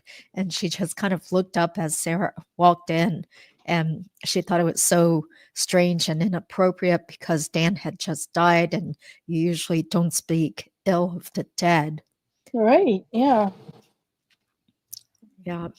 So, any other comments from you guys after hearing about Sara's deposition so far? Can't wait for part 2. Yeah. Yeah. Yeah. I want to hear the other 20 pages. Yeah. It's just 20 more pages, but who knows what could be in there. Yeah. I kind of wish that Sara had kind of become an informant for the state. Wouldn't that have been great if she had deliberately, played along and kept acting like she was still believing Wendi and the Adelsons and then approached them? But I guess by the time she felt moved back in late 2023, it had been 6+ years since she had talked to Wendi. So I guess it would have seemed too weird for her to call up her old buddy and be like, "Oh, I'm so sorry to hear about your brother. He's innocent. Yeah, he didn't do anything." And, he must be having panic attacks. Poor guy. Yeah. Why else would he be panic What attacks? do you think his life is like? That South Dakota prison, it sounds like it needs to be torn down, like it's one of the oldest prisons in the country. Not the oldest, but one of them. Mm-hmm. But it does have air conditioning. Am I bad? I'm wanting Charlie to be in a prison with no air conditioning. Well, he's in South Dakota, so. Yeah. Yeah. I thought that he's in the annex, which is newer. So right. Based on the picture that I saw, it looked like that part didn't look that old. It might not be too old. It's supposed to be extremely overcrowded. Mm-hmm. Like they don't have a rec room anymore because they had to fill it up with more bunks, stuff like that. Mm-hmm. Yeah, they showed some pictures. Oh, okay. It says the annex started housing inmates in February 1993. So it's not that old. Yeah. Okay. So darn, he's not totally suffering, huh? Yeah. And then his child's mother still brings the little boy to go visit him. So I guess she was posting on Instagram. Really? Yeah. She does? Yeah. She and Harvey went too. In South Dakota, she goes to visit him all the way up there? Oh. Yeah, I think she's gone at least twice because, it's so weird. It's like, why would you brag about this on Instagram? Like we're going on a fun vacation to see daddy in prison. That's just so bizarre that she would do that and then think that it's okay to post it to the public, as if she's sending a message that she's so tight with the Adelsons and she's totally on their side. So, yeah. Oh, thank you, Laura. Thanks. Daryl Brooks is also in Sioux. Oh, okay. I had no idea. Yeah, I kind of stopped paying attention to Daryl Brooks. He was just so crazy. It was funny, though. I hate to be a Debbie Downer, but I have to get off here. Oh, but I don't want you guys to have to close it down. So just want to say good night. Okay. Thank you so much. Yeah, Kate. thank you. Yeah, it's fast. No I love listening to you. Thank you for Good answering seeing everyone. questions. Yeah, thank you. Have a good night. We'll be in touch soon. Really appreciate it. Okay, take care.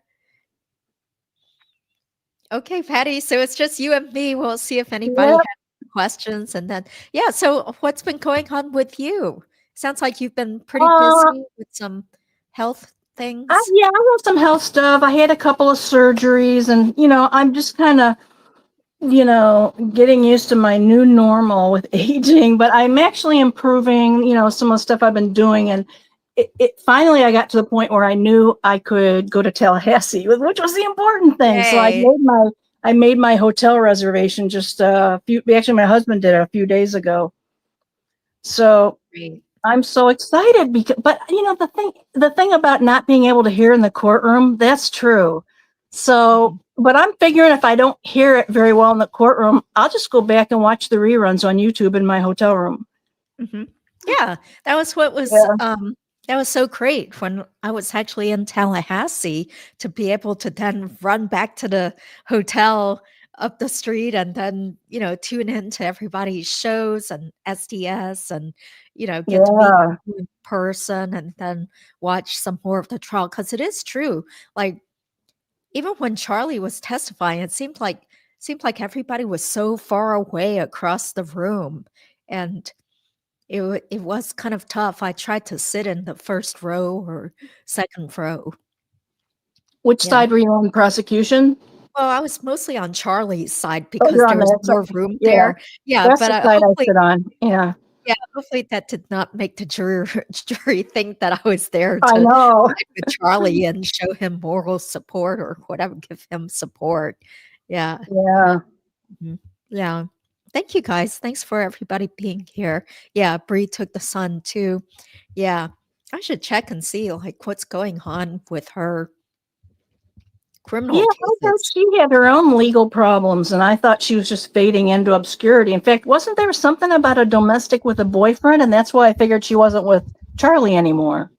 Oh, well, I'm sorry if I gave incorrect information. It seems more likely that she was fighting with her mom. So I think no, you didn't tell me it was a boyfriend. I thought I read that somewhere. Yeah. Oh, so she okay. had a domestic with her mom. Yeah. Well, I mean, Oh, in the warrant, that part about the victim's name was blacked out, so that's why I couldn't tell. But then later I saw that her mom was also arrested then back in March for allegedly scratching at and grabbing Bree's throat. So both of them had mugshots. And I guess it was Bree who was told to stay away from the house because I believe the house belongs to Bree's mother's boyfriend. So I don't know where the child wound up during this whole thing or where Bree had to go live, but hopefully maybe Harvey gave her some money so she could get a new place to live or whatever. But she also was cited for not having insurance. Then there's still that pending DWI charge. Okay, so with the assault case, there's a court hearing June 11th. Okay, so that's going to be at 2:00. Oh, so I guess she won't be able to watch Donna Adelson's case management hearing live because it coincides with Donna's case management on Wednesday. So Bree has a court hearing for the assault case then. And last I saw, there was a warrant or maybe a warrant out for her arrest for failing to show up in Randolph County regarding the financial theft or financial fraud, where I think she was accused of taking her cousin's credit card.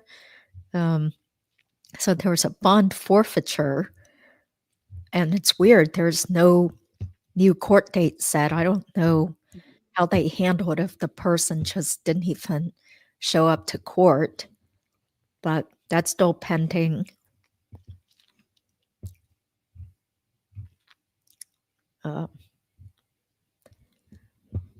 Yeah, there's a bunch of things to click on. The DWI open container and failure to maintain lane control case. Says bond forfeiture notice. See, there was a order for arrest, but that was recalled. Another order for arrest issued March 31st for that case. So I think that's what's going on, is that there is still an order for arrest because she failed to show up for a hearing Oh. DWI case. Uh-oh. Yeah, that's what it looks like. I mean, this isn't the court that I normally practice in terms of criminal versus civil, but I think that's what it means. Yeah. So it's weird. I was thinking if she's doing all this traveling, then wouldn't somebody be notified that she's traveling through the airport and they could potentially arrest her there if there is indeed a warrant for her arrest? Yeah, but I Yeah. guess once again, just like how Donna almost got away, perhaps law enforcement doesn't have a lot of coordination. So, yeah. One's a killer, the other is a drunk or abuses drugs. What kind of life does he have to look forward to? I don't know. I mean, just hope that he is taken care of. And I think as long as the child still goes to visit Charlie, then I'm sure Charlie would be telling his dad to keep giving money to him, right? So he is probably being taken Oh. to some extent. Yeah, because it's about the money. Like this is a way to ensure that Harvey and Donna's funds and whatever funds Charlie still has out there are going to go to the child. Yeah. Well, the trust fund that Donna made for the little boy, can't remember his name, Roman, right before Donna was arrested, right? She set that trust fund for Roman. Now, can people set up a trust fund and then renege on it later and say, no, now I need that money for legal fees? Or is that money really protected for Roman's future? I don't know how that works. Mm-hmm.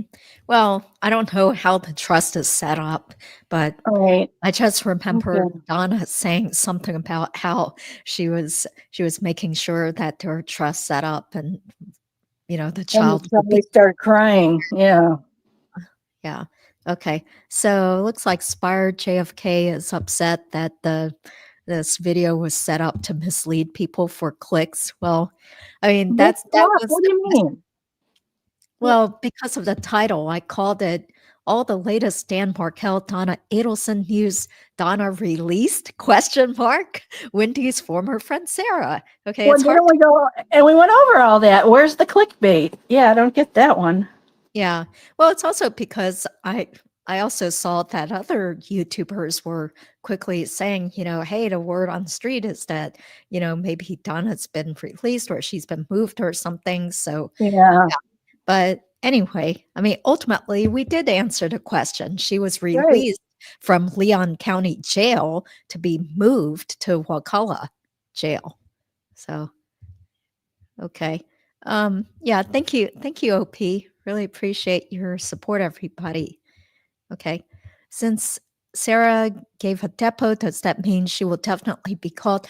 No, because toward the end of that motion, Donna's attorney said that the state had said they were not going to call her as a witness, but they were still filing that motion just in case things changed. So that's why I was saying I think she should still be called as a witness. She might not be on the stand for too long, but she does have something valuable to say Yes, about Donna's attitude. Yeah. And Stephen Webster, yes, Stephen Webster. I think he's really valuable. I hope. And didn't Katie say she thought they let him get away with too much testifying in the other trial? Like he said too much, like, I don't know what, crossing the line. Extra fluff about his feelings like a towards good father. But I just think he's just so sincere and earnest. He just exudes honesty, and he just talks about how Dan was mad about being called stupid. He was hot. Like, he emphasizes that. And Dan didn't ask Donna to come babysit. Mm-hmm. Come on. Yeah. Yeah. Wendy, mm-hmm. Okay. Is liar. Charlie? Yeah. Charlie filed his appellate brief pretty recently. We What happened? I think I showed it on the screen because back then I could barely talk after having those injections into my vocal cords. So I did show the appellate brief, and there have been some other channels talking about it, like Deep Dive True Crime and STS. So, I mean, he could testify in Donna's trial, but I really doubt he would because he's appealing. And what would he really be able to say to help her? I think he would probably say nothing that would really help Donna, unless he wants to claim that, oh, it was all me, like I was being extorted and she believed me and that's why she helped. I don't know. I don't think Donna would even admit to bringing the cash. Yeah. Night of the shooting. Yeah. I wonder what their relationship is now, because Charlie and Donna were so tight, but then because of Charlie, she couldn't use the lawyer she wanted, which was really good. She did him he did her a favor. She just doesn't know it. But what is that doing to the time? It's like, is everybody just out looking out for themselves now? Mm-hmm. Well, it sort of seems like it, because after all, Charlie was the one that, didn't agree with Rashbaum representing her, and thus Rashbaum had to withdraw. Yeah.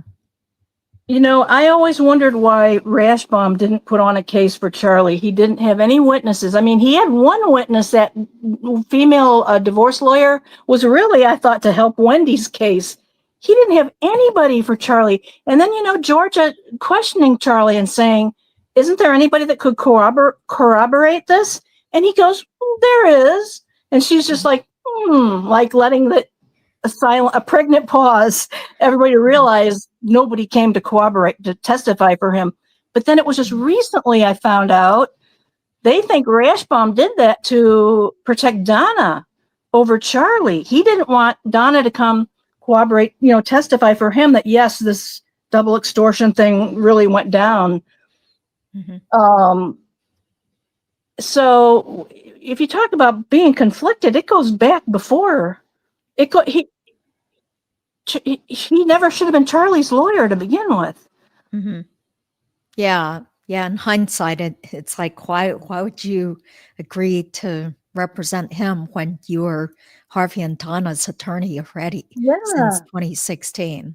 Yeah. And how about the irony of Rashbaum telling Charlie, don't waste a lot of money on an appellate lawyer, because all these decisions, Judge Everett was really careful. Everything went your way, and you're not, maybe years down the road, some juror might say, oh, we did this and we weren't supposed to. But otherwise, he said, you don't really have a shot. Don't spend a lot of money. But he did. Charlie spent a lot of money and got somebody good. And then how ironic his appeal reason is his attorney, the attorney who told him, don't worry too much about your appeal. Yeah. Well, actually, the appeal focuses more on other issues. I'd have to go back and read it again. But one thing that he argued on appeal was that there were a bunch of people in the jury pool who already said that they felt that Charlie was guilty, and there were multiple people talking amongst themselves who already had their minds made up, which I think is kind of like a loser argument. And law professor Patuto agrees that that his appellate arguments are pretty weak. Oh, really? Oh. And he was saying also something about how there was supposed to be text between Charlie and his parents or something that should have been admitted that Judge Everett didn't admit, but I can't remember exactly what they were, but I didn't think that they would have helped Charlie's case anyway. Yeah, I'd have to go back and look. But the thing where he might argue about Rashbaum and ineffective assistance of counsel, I believe that would be raised after his appeal as what do they call it? Like motion for appropriate relief, or yeah, I'm sorry, I'm not like an appellate specialist, but the whole thing where he might be pointed blame at Rashbaum would probably come later. Yeah. So Oh, just like Sigfredo Garcia, he filed a similar motion after his appeal was denied. And as far as I know, there's been no ruling on it. Then again, it's been many months since I tried to check up on Sigfredo Garcia because it seems like pretty much everyone's forgotten about him. He's in prison and that that's seems it. to be fine with me. There's something really spooky about him. I just can't even hardly look in his eyes. But he's also like very striking and handsome, but it's in a creepy way. Yeah, You know what I mean? creepy. Yeah. Maybe it's because I know what he did, but Yeah. Yeah. yeah. Yeah. Okay. So Charlie refused to testify in Donna's trial. Yeah. Which made it strange that the state transported Charlie to come to Donna's trial back in September. So it's kind of like, well, what were they expecting to do? Just call Charlie and make him sit there and then the jury can see that he refuses to answer questions. I guess that Yeah. could be powerful. Yeah. So yeah, I think he does have some stuff to lose testifying because he still has his appeal that is not ruled on yet. So why would he want to spill the beans or admit to anything or say anything that might contradict what he already said at his own trial? If there's like a sliver of a chance he could win his appeal and get a new trial. Yeah. Are any of the people convicted in the Lakeland prison? I don't think so. Yeah, I don't think so. Okay. But all that info is public also, where you can just like search for Florida inmates. And as far as I know, nobody's in Lakeland. Yeah. Okay. Yeah, Probably. I've used those before, but I can never seem to make it work, the one with Charlie. And I think that's because they don't want people to know he's in South Dakota, even though everybody knows. Yeah. You know what I mean? Because he's being protected, so they don't want to, I guess, advertise it. But everybody knows he's there. So yeah. But if you use that inmate, did you ever see him there? I never see him come up as registered as that's where he stays. Oh, that's right. That's right. Yeah, it's been a long time since I actually searched for Charlie, but pretty much it's known throughout the media that he is there. So yeah. And of course, it doesn't help that his child's mother is posting on Instagram about going to visit him in South Dakota, I guess. Yeah. So, okay. So the one who wins says that she is going to law school in DC this fall. So congratulations and good luck. Yeah. Really? That's awesome. Congratulations. Yeah. The one who wins? Yeah. I think she's a Very nurse, cool. right? Yeah. I think Celine has been watching my channel since the beginning, practically, when I was focusing on law school and, career type things and just I remember that. topics. Yeah. So congratulations and good luck, Celine. Thank you so much for following this channel. And if you want to be a guest later on and talk about your experience, then please feel free to reach out. Yeah. So, okay. So Jane McPherson was brought into the interview room because of her penchant to corroborate Dan as an uninspired, poor, socially detached man. Yeah, she seemed totally on Wendy's side. She was totally, just under Wendy's spell also. Oh, and Wendi totally set her up to be the one to bring up Jeff's name. Yeah, because they had just gone on the walk. Yeah, so she really thought she was going to pin that on him. Mm-hmm.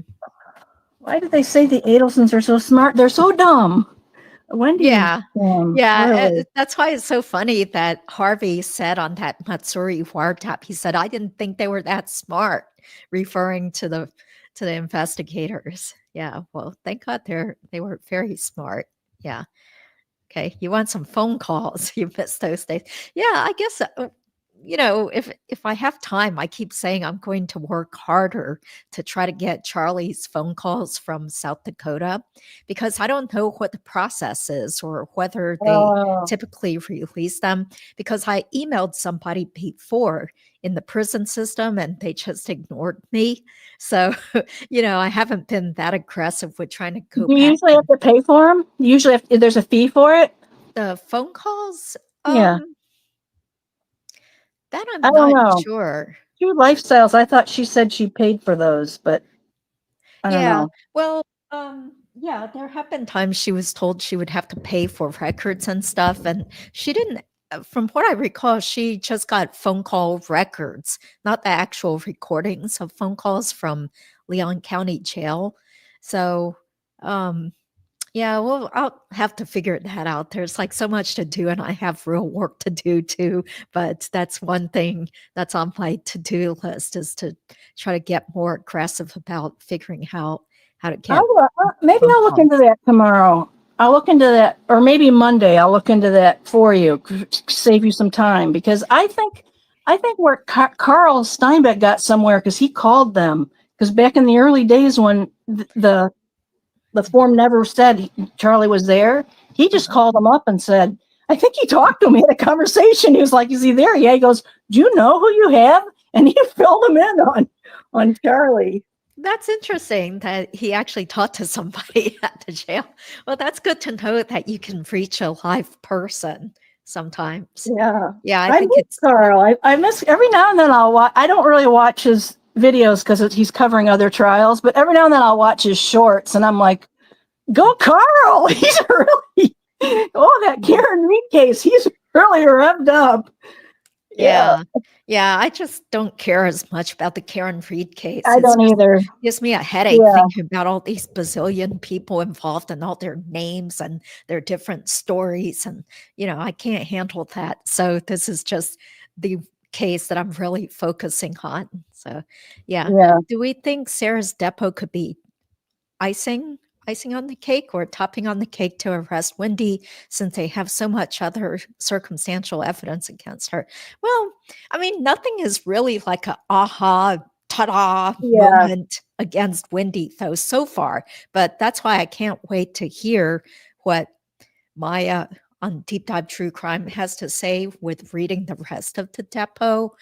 So, there's always, I'm pretty sure there's more evidence back there that the prosecution did not have to reveal in the previous trials to prove cases against other people. So, I'm still optimistic. I'm still hopeful. I mean, me too. Me too. Webster, they both have expressed optimistic attitudes. Are you gonna come to Wendi's trial? Of course, yeah. I'm just thinking that's going to be a media circus. That's going to be, I think that's going to, because of John Laurel, I think that's going to bring in more. I don't know. I hope they have a big enough courtroom for all of us.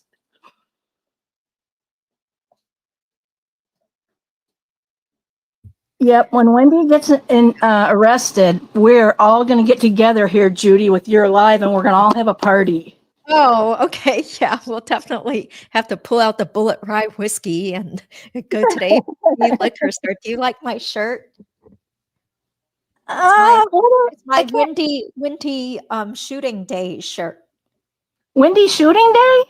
Oh, yeah. It's an owl shirt that she wore into police investigation or whatever you call it, interview. Yeah. Yeah. I do like it. Banana Republic. Yeah. Yeah. Okay. So, Jane was the useful idiot. Life plus 30. I think Wendi actually thought Jeff would get so mad. I don't know. Yeah. Who knows? She was definitely playing so many games with him. And she strung him along to the bitter end till the hit was going to go down. And just within a couple days, she could then send him an email and then tell the cops, oh, I told him you can't contact me for a week. I think I made him go crazy. Like, that was so choreographed. Very strange. Yeah. Yeah. And I do feel like she deliberately told him to take that 1 week break because she needed him to stay out of her hair that week while she was busy packing and making plans and making all sorts of phone calls and colluding with Charlie and her mom. That's my suspicion. Well, and what about wanting to go hook up the DVD player to the TV in the back room? Oh, no, you can't do that. And people are saying she probably had boxes in there. She was already packing up. Because why else would she say you can't hook it up to a TV that works? Yeah, that does seem very strange. Yeah, what kind of weird behavior is that? Yeah. So, Yeah, thank you, Spacey Dove. Oh, thank you, Olive Oil. Thanks so much for your support, Olive. Okay, Skeeter Curl says, when Charlie first transferred to South Dakota, the state wasn't into Vinelink network. I wonder if they are now. Oh, okay. Well, that's easy to find out because we can all just go to the Vinelink website to check. Yeah. So, Does Skeeter live? Skeeter doesn't live in South Dakota, does she? Wasn't she just on traveling when she went? Yeah, okay, that's she what I was on a thought. trip. So thank you, Right, Skeeter yeah. Girl. You guys Yeah, can look at her channel where she had yeah. a Thank nice you, video. Skeet. That was Yeah. really interesting. That was. Yeah, 2 videos. Oh, let's see. Yeah, Wendy wanted Jeff to volunteer. I don't know. I think she also just wanted to test him to see how loyal he was to her by constantly complaining about Dan, and then she couldn't help herself mentioning the hitman idea, or that Charlie had looked into hiring a hitman the previous year. Yeah. Okay. She was sticking feelers everywhere to see who would take the bait, but Mama Corleone had her back. Yeah. Okay. Yeah. Thank you. Thank you. It's kind of a relief, but the effects from the injections aren't supposed to last forever. So I probably have to go back in about 3 to 4 months to get it done again. Oh, so it's like quarterly or Yeah. every Yeah. Yep. It's supposed to freeze the vocal cords from shaking as much. Is it a painful procedure or do they numb you up? They don't numb you. They just go ahead and stick the needle From into the your outside? neck. Yeah, yeah. It wasn't as bad as I thought it would be, and the second time wasn't as scary because I knew what to expect. So they stick in a needle and they tell me to make some noises like E, so they can see where the shaking is. And there's a neurologist who's also there when the ENT is there doing the injection. Yeah. So, okay. So he was subpoenaed to testify for the prosecution on Donna's trial about saying how he knew about drug dealers to kill Dan. Yeah. Well, I don't think Charlie said he knew there were drug dealers trying to kill Dan. I think that was just another goofy idea that Charlie texted Donna about, saying like, how do we know maybe he didn't pay his drug dealers or something to that effect. Yeah. It's hard to remember all these details and stuff. Yeah. Thank you, Shanti Pal. Yeah. Okay.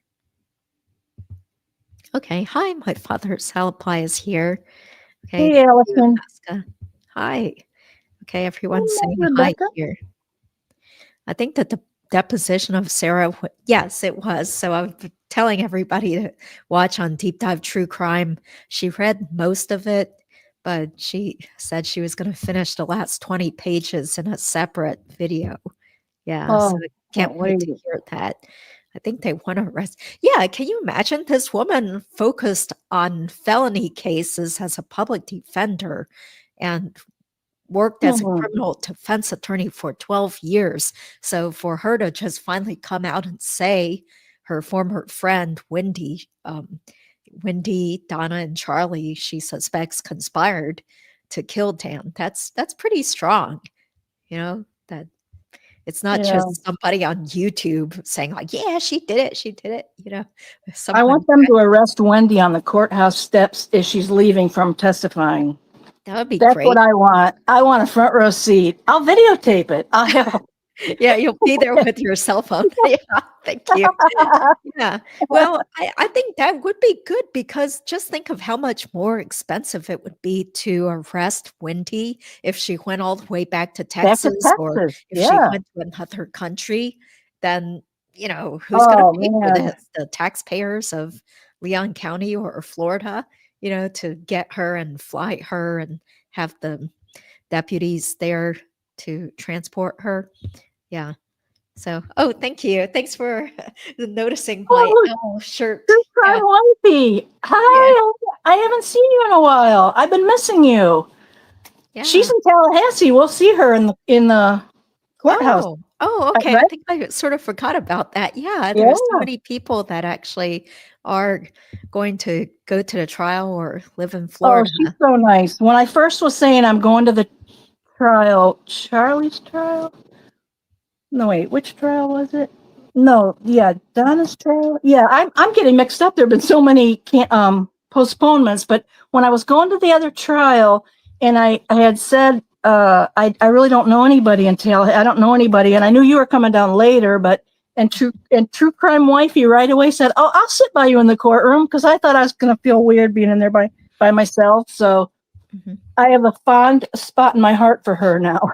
Oh, that's And she's great. so nice. She's really nice. Yeah. Yeah. So it's good that, people still care, because I bet Donna and her lawyers probably think, well, if we postpone it again or something, then all these people are going to go away and they're going to get discouraged and they're not going to Right. come down Yeah. to watch the trial. They better guess again, because here we are. Here we all are still. I'm like so happy. I was afraid people were going to start to fizzle out, but you've done a really good job, Judy. I don't know how you did it to keep content when there are these big lulls between the Adelson trials, and keep your channel going with different things. You're very resourceful, and well, I mean, the thing is like, this case is very unusual because there's so much out there. There's multiple trials. There's so many witnesses, and the twists and Adelsons. turns. It's like, don't turn your back for even a day or you're behind. Because I know I've done that, and all of a sudden I'm like, what's going on? Yeah. Yeah. Just like the stuff about Donna possibly being released or something. It was 5 and Veronica Schneider, who quickly sent me messages and said, hey, did you hear this? And I'm like, what? I'm like not even anywhere near a computer and stuff. So yeah, I wasn't planning on live streaming again. Yeah. Thank you. Yeah. It's good that I can sort of talk better now. Yeah. Who does Wendi still keep in touch with from Florida since she moved to Texas? Yeah, I have no idea, because, Jared Ross got defriended by Wendi about a year or so ago after he was showing up on SDS, and somebody must have told her that, hey, this guy's like talking about you on SDS and he doesn't support you anymore. So, I think there probably still are some delusional friends that are out there who, for some weird reason, still keep thinking that Wendi's a great person. And even if you don't in 2025, even if you still don't think she was involved at all with Dan Markel's murder, like, wouldn't you at least be disgusted with the way that she has behaved and testified, and, her deposition from years ago where she refused to answer 90% of the questions or 95% of the questions, and all these weird antics in court, trying to be evasive, acting like you don't remember stuff, and just twisting things. Yeah, you would think that people would be disgusted by that. Yeah. So do you plan on being at the trial the whole time, or just for like a week? Thinking, because after what happened last time, I thought maybe I'll go on day 3 of jury selection and not day 1, just in case there's another, you know what I mean? It probably won't happen, but with Rashbaum, that's what happened last time. And I realized, okay, if I just wait a couple days, I don't want to miss any of the testifying. So that's why I want to go on day 3, just in case they get their jury in 2 days. Right? I doubt it. I think it's going to take longer than Charlie's, because Charlie's took more like, was it 2.5 days or 3 days? Yeah. So I can imagine with Donna, it'll probably take at least 3 to 4 days. Yeah.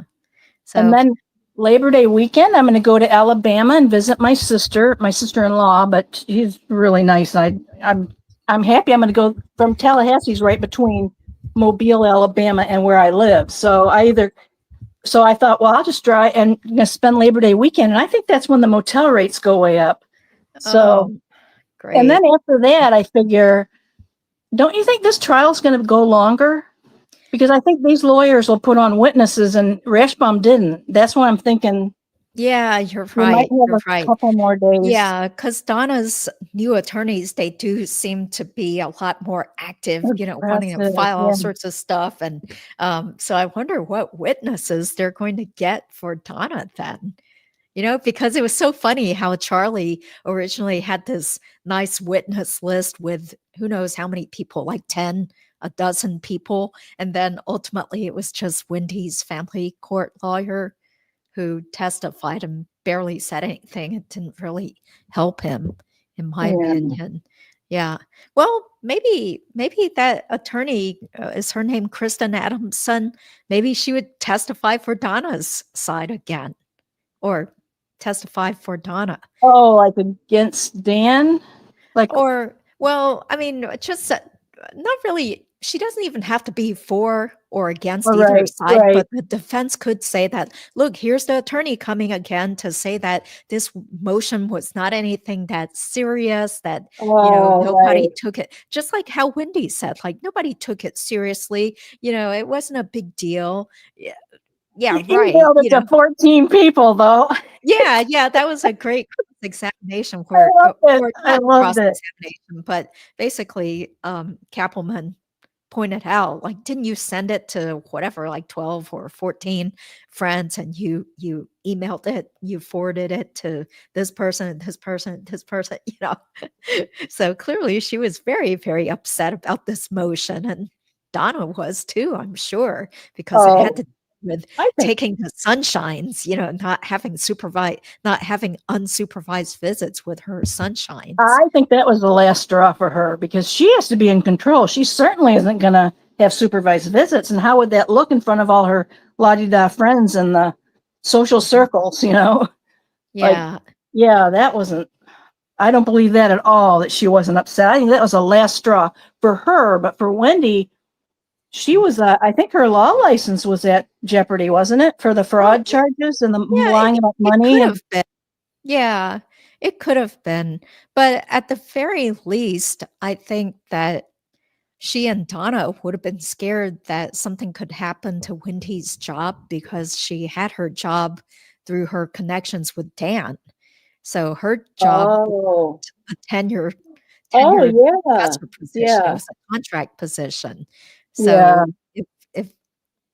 if they got wind that Wendi had lied or perjured herself, or, hidden assets and stuff, then maybe that would ruin her reputation within the law school community, and her job could have ended, because it seemed like Dan was a favorite of the law school dean and respected him. Yeah. So Chewy Boy says that he is going to be at the trial. Okay. Well, you can sit with everybody. Chewy Boy. What a nice name. Yeah. I think people, everybody was really friendly when I was there at Charlie's trial, because, a lot of us were from out of town, and we're just like there because we care so much about Dan Markel and his case, and wanting to support his family and stuff, and see what's going on up front or in person. Yeah. Oh, I'm so embarrassed.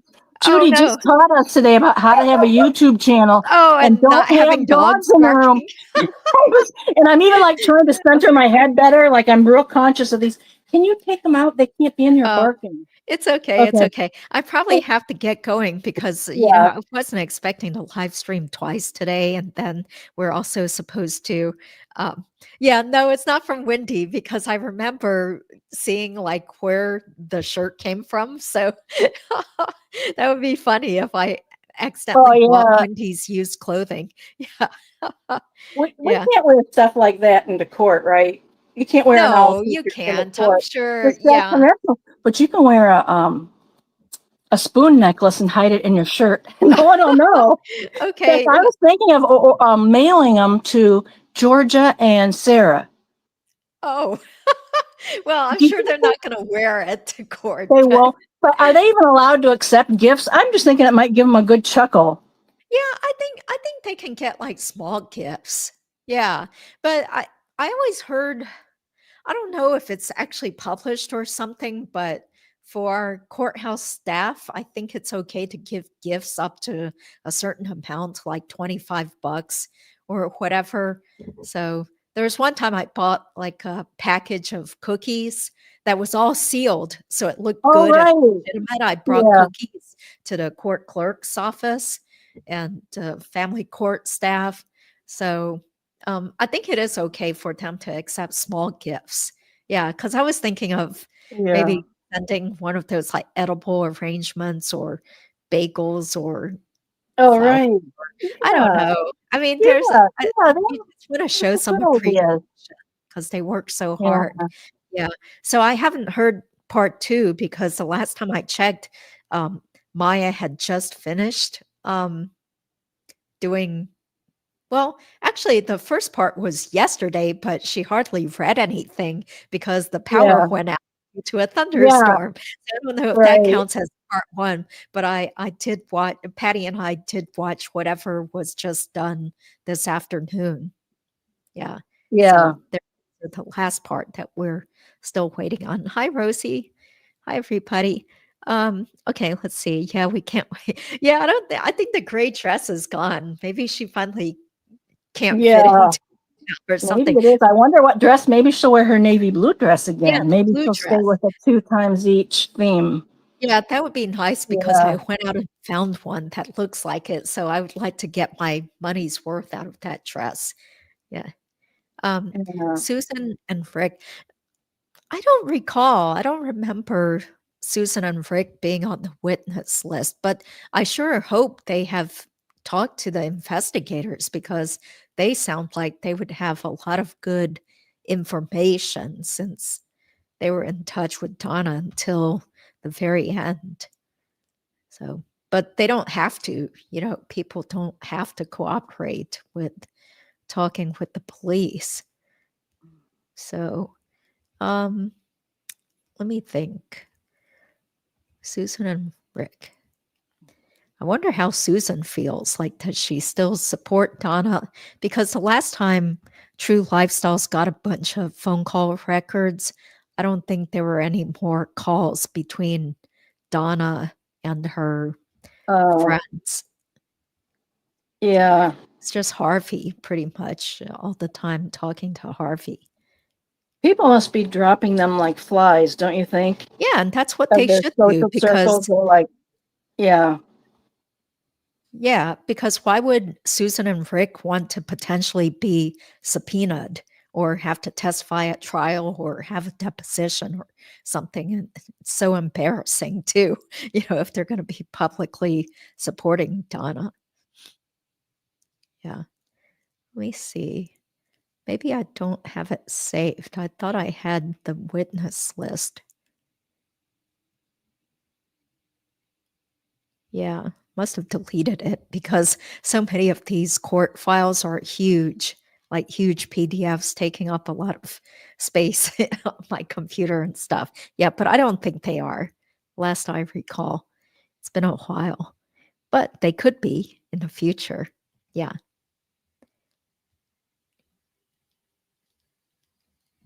Okay. Yeah, I think that Dan's new girlfriend was more elite and more accomplished than Wendi, so she was probably mad hearing about how the boys were getting to know this person. Yeah. Oh, you're right. Yeah, that probably really ate at her. Yeah. No, I don't think Wendi got married. Yeah, I haven't heard that at all. I mean, supposedly she's living with the boyfriend who went to Texas with her. Yeah, but I haven't heard anything about her getting married. Yeah. Mm. Okay. Oh, yeah. Oh, okay. So Rebecca is the lady in the elevator. Okay. Thank you, Rebecca. Yeah, Thanks. she's the elevator Yeah, lady. because I But didn't she's even also know my her. Rebecca. I call her my Rebecca. It's a long story. It's not interesting. Never mind. But yeah, she's the elevator lady too. Yeah, which means for those who don't know, Rebecca was the one who overheard Dan Rashbaum in the elevator saying something about how he was planning on withdrawing or Donna's going to going Freak to out. Or, freak out or be yeah. really upset. And he was laughing about it, like his demeanor, he wasn't even. Yeah, he didn't seem like grief-stricken or really stressed out. He Yeah. was kind of like happy. Somebody said like it seemed almost like he was like bouncing out of there. So, yeah, but I know I would be happy too to get out of that kind of case. That case sounded like it was so stressful to be an attorney in. Yeah. Oh, okay. Let's see. Long story. I heard Rashi saying he was exiting Donna Adelson's case. Yeah. Did you guys meet in Tallahassee? Me and Patty? Rebecca? Yeah. Yeah. Yeah, I Oh. was sitting next to Katie Cool Lady and then Cindy from Ohio, who is a regular chatter, but she has family in Tallahassee. She happened to be down for a birthday party, so she could come to the trial too. So now I don't know if she's going to be able to come back, but Cindy was next to me. And then I said, Rebecca was there, but I was wrong because later I thought about that. I met Rebecca in the hallway and there was another lady sitting next to Cindy and she was like a short, dark hair, heavy set, like somebody said she was an attorney, but she never said anything to me and gave me a couple of dirty looks for having to get up when I went past her to sit down, but you know. And then Rebecca must have been on the prosecution side because I didn't see her till we were going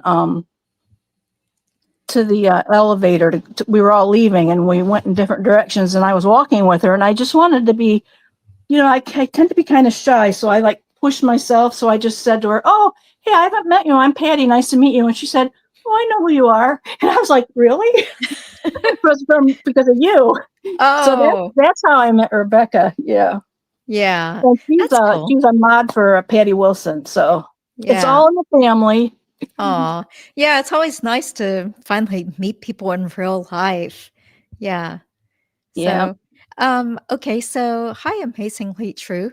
She says, if all the Adelsons are in jail, will they leave money for Robert? No, I doubt it because it was quite a while ago that I heard through fancy fiction that the Adelsons had specifically written something saying that Rob was not to be trustee or they weren't going to leave any money to him, something like that. Yeah. And I recall, now I can't remember where I heard it. Was it through one of the jail calls or something?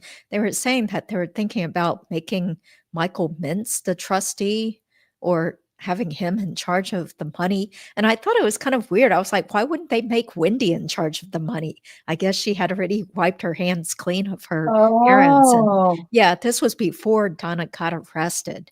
Yeah, but I'm sure there is not going to be anything left to give to Rob. Yeah. But it sounds like he and his wife are pretty successful. Right. Yeah. Doing well. So wish them all the best. Yeah. Me too. Thank you, Skeeter. Yeah. Was I Susan? hope I get to meet him. I would like to get a chance to meet him and actually talk to him, although you also have to respect people's privacy. So I don't really know that I could. Like I know Ruth Markel is a definite no-no. When she's in trial mode, it's really rude if you go up to her, if you see her in the courthouse and like, Ruth! Yeah, because she's like, who are you? Who is this lady? Is she safe to talk to? I don't know. But, no, but they were really nice because, you know, that was the first time I met them and I didn't even know if I should talk to Dan's father. But then I happened to be in this hallway area after court had concluded and Dan's father actually, you know, came over and talked to me because I think he recognized me from YouTube.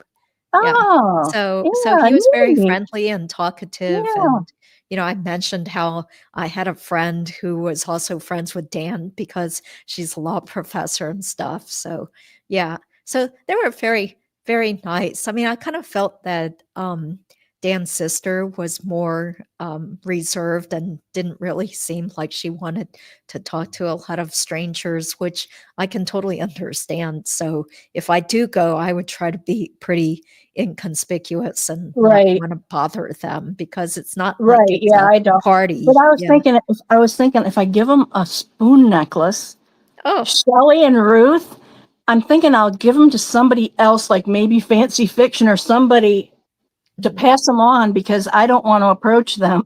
Oh, okay. We'll think about it. Yeah. Yeah. Well, they also got to know Carl Steinbeck because Carl was there toward the end and John was there most of the time. So if I don't know if they're planning on Oh, going yeah. again, but if you see them, then you could also talk to them too and stuff. Yeah, but they are very nice, very warm people. So you can kind of understand how people would talk about Dan as being like the life of the party, and he brought people Yeah. together. He was so friendly. He would introduce people and match make and get people Yeah. together. So Yeah. his parents are definitely like that. You can see him in them. So it's pretty cool. Yeah. Yeah. So was Susan the friend who was present? Yes. Yeah. And she's an estate, or she was like a estate planning attorney who has a firm with her daughter. But I'm not sure if she's still actively practicing. Last time I checked, it was probably a while ago. She still was practicing law, but I'm assuming she's about Donna's age, like a longtime friend. I think she's from New York also. Mm. Oh, so it looks like she's still practicing. Yeah, her website is lawyerwholistens.com. She is not just an attorney, but truly a counselor at law. She offers zealous legal representation. Okay, well, that's cool. I mean, if she's close to Donna's age and she's still practicing, that's pretty impressive because most people would have retired by now. And so she has this practice with her daughter. Yeah. Okay. So I'll take that off the screen. Yeah. Really do wonder if they still believe Donna and Charlie and support them. That was so nice of you today to give all those tips on starting your own YouTube channel. I mean, you really went into a lot of stuff I never would have thought of, like using the color red or not being too wordy, and the titles and stuff. And yeah, that's because, like I said, it was during COVID when I really started focusing on the channel. So I spend a lot of hours watching tons of YouTube guru channels like Nick Neiman and Think Media, Annie Dubé, who unfortunately seems to have fallen off of YouTube because she hasn't uploaded anything in quite a while. I think she got burned out. And Roberto Blake. And it's funny because some of these people, they're doing courses for YouTubers. There's like I started watching these cruise or retire after 40 and live on a cruise type channels because it started showing up in my feed. And so they were talking about some YouTube course called YouTube for People Over 40.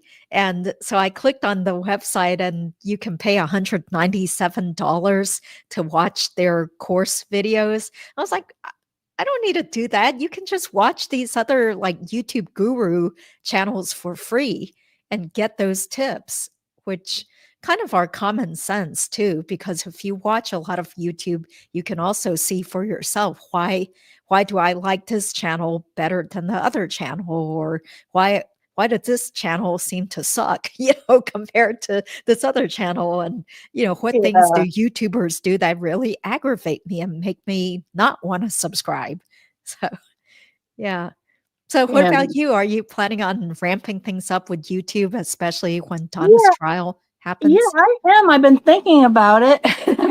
I keep putting it off, and I'm having a bad hair day, what have you. It's like I learned how to trim my bangs on YouTube, and I don't know, I twisted it one time too many, and when I was done, I mean, no kidding, they were like this short and on an angle. Oh, And no. I looked and I was like, my first thought, oh my God, will this grow out before the trial? But look, it's already better. It's still like, but Oh, I think it looks okay because a lot of times people deliberately do have bangs that kind of slant at a diagonal. yeah. You look fine. I didn't Oh, notice anything wrong with your bangs. Yeah, but I did notice, like, it looks like your camera is just really tilted, kind of like upwards. Yeah, I'm on my cell phone, but I am making progress on I'm going to get a laptop. My thing is, it's hard to know what you want to get. And it's such an expensive item, like $1,000, right? Once I get one, what if I don't like it? I can't go out and get another one.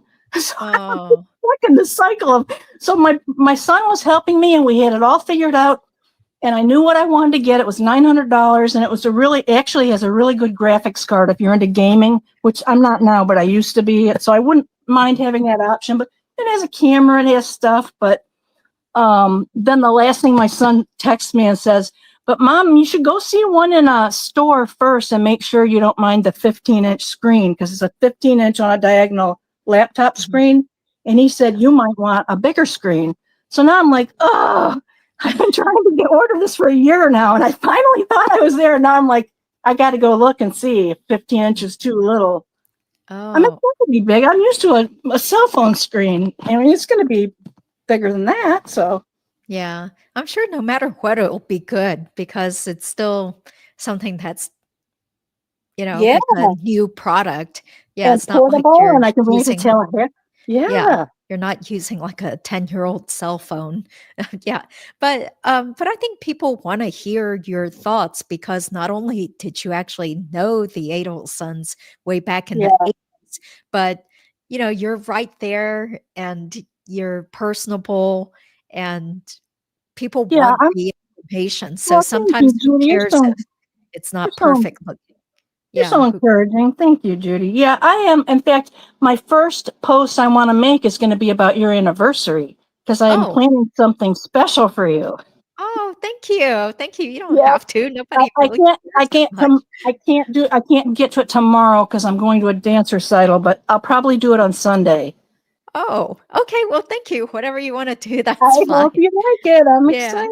Oh, thank you. Thank you. Well, getting back to the chat though, Wendi actually is not getting survivor benefits as the widow because she was already divorced from Dan. Good. He Good. died, but it's money for the kids though, which would still go to the kids even if she did get married. Yeah. So so that's just one thing I happen to know because I've dealt with those types of situations, All practiced right. family law, or long time ago I did Social Security disability appeals too at my old firm. So yeah. Hey Dawn. Dawn is back. We're gonna do trivia Hey, night again Dawn. Sunday. So yay, we're Awesome. looking forward to Awesome. it. Yeah, I already typed up 20 questions and Dawn's doing a bunch of questions. And it's hard finding new questions and making sure we get the answer right. You Also. guys do good though, because you always stump me. Oh, Who are yeah, the but people who always win? It's like Sandra and T-Cancella or yeah, Top Cat? and Julia Nielsen. I think Julia won before, and now I can't remember. A Top Cat usually does very well Yeah. in the trivia. Yeah. Okay. I'm sorry. I'm just clicking around. I'm really behind. Thank you, Annette, for being here. New York Patriot Lady. Okay, somebody give me tips on watching the trial coming from Tennessee. Okay, Patty, so this is what we can talk about because we both went to the trials, or you tried to go see a trial, but it got canceled. What are your tips? Oh, tips for going to the trial? Well, Get your hotel you early. might, oh yeah, the whole thing, like, yeah, don't wait at all. Do it right now. But if you don't, and it's last minute, don't give up either.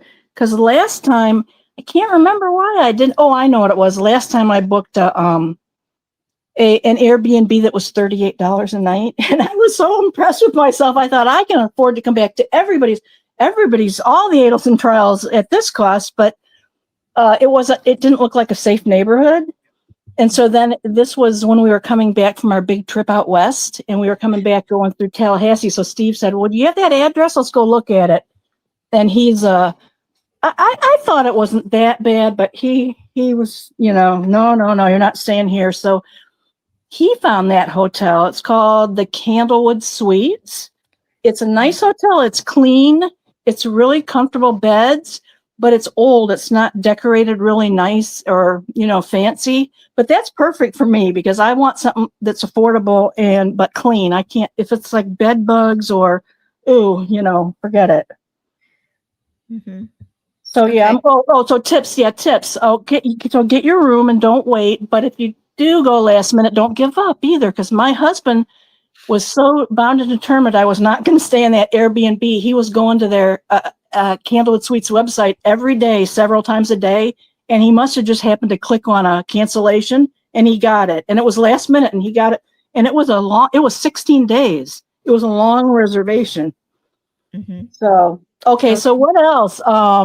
Well, you know, you have to have courtroom clothes. I'm retired. I'm a gardener, so everything I have is ratty. But I've been building up some nicer clothes. So have some nice clothes, look presentable. The wooden benches are supposed to be really hard to sit Yes. on. So you might even want to bring a little cushion. I don't know if I'm going to or not, but let's see, what else? Well, you could bring Um, a bottle of water. So you I'm can bring pretty water in there, yeah. right? Yeah. Yeah. Yeah, Oh, you can bring a bag with your water and notebook or pens. But I seem to think was it Patty or somebody had mentioned that they might not allow people to bring in computers again, but I was able I to heard bring that. my laptop. Heard phones too. Phones and Yeah, that would really stink if they won't yeah. let us bring phones into the courtroom. Or Yeah. laptop. I know there was a time when I think it was maybe Fancy Fiction and Katie Cool Lady. There was somebody who came back to the trial late and they had locked the doors and they just sat in the hallway on their laptop and they could watch Oh, it through yeah, I YouTube. did that. Yeah, I So, did oh, that you because did there it? Yeah, were okay, tiny yeah. yeah, there were some tiny little side rooms, like meeting rooms going into the courtroom. So one time, court was in session, so you can't just burst in and leave and go in and out whenever you please. So it was Yeah, okay. I mean, I had a good time and I could stand up while watching and move around and stuff because I really do feel achy and yucky yeah. sitting still on that hard wooden bench nonstop for hours and stuff. I don't know how Dan's parents can stand it, because I was already feeling just shoulder soreness, neck pain, and just this overall yucky Yeah. feeling being stuck there. Yeah. I don't really know all the tips, I guess. I was only there a couple hours and right away the trial was canceled. So Oh, yeah. okay. I'm sorry. Yeah. Oh, okay. Yeah, I don't have memberships, but I think Top Cat was just saying people should subscribe, but I think pretty much everybody out there is subscribed already. And subscribe to Oh Patty's yeah. channel too, which is Patty Oh, and N1032. I think that's it. Yeah, 1032. Yeah. Yeah. Okay. Are you going to cover anything else besides the Adelson case? Um, Any other I cases you don't. like? Well, I really, my heart is broken over Robert Wan, so I'm still interested in that case, but I don't really know. It's getting too old and cold, don't you think? Yeah, Robert's case. So yeah. yeah.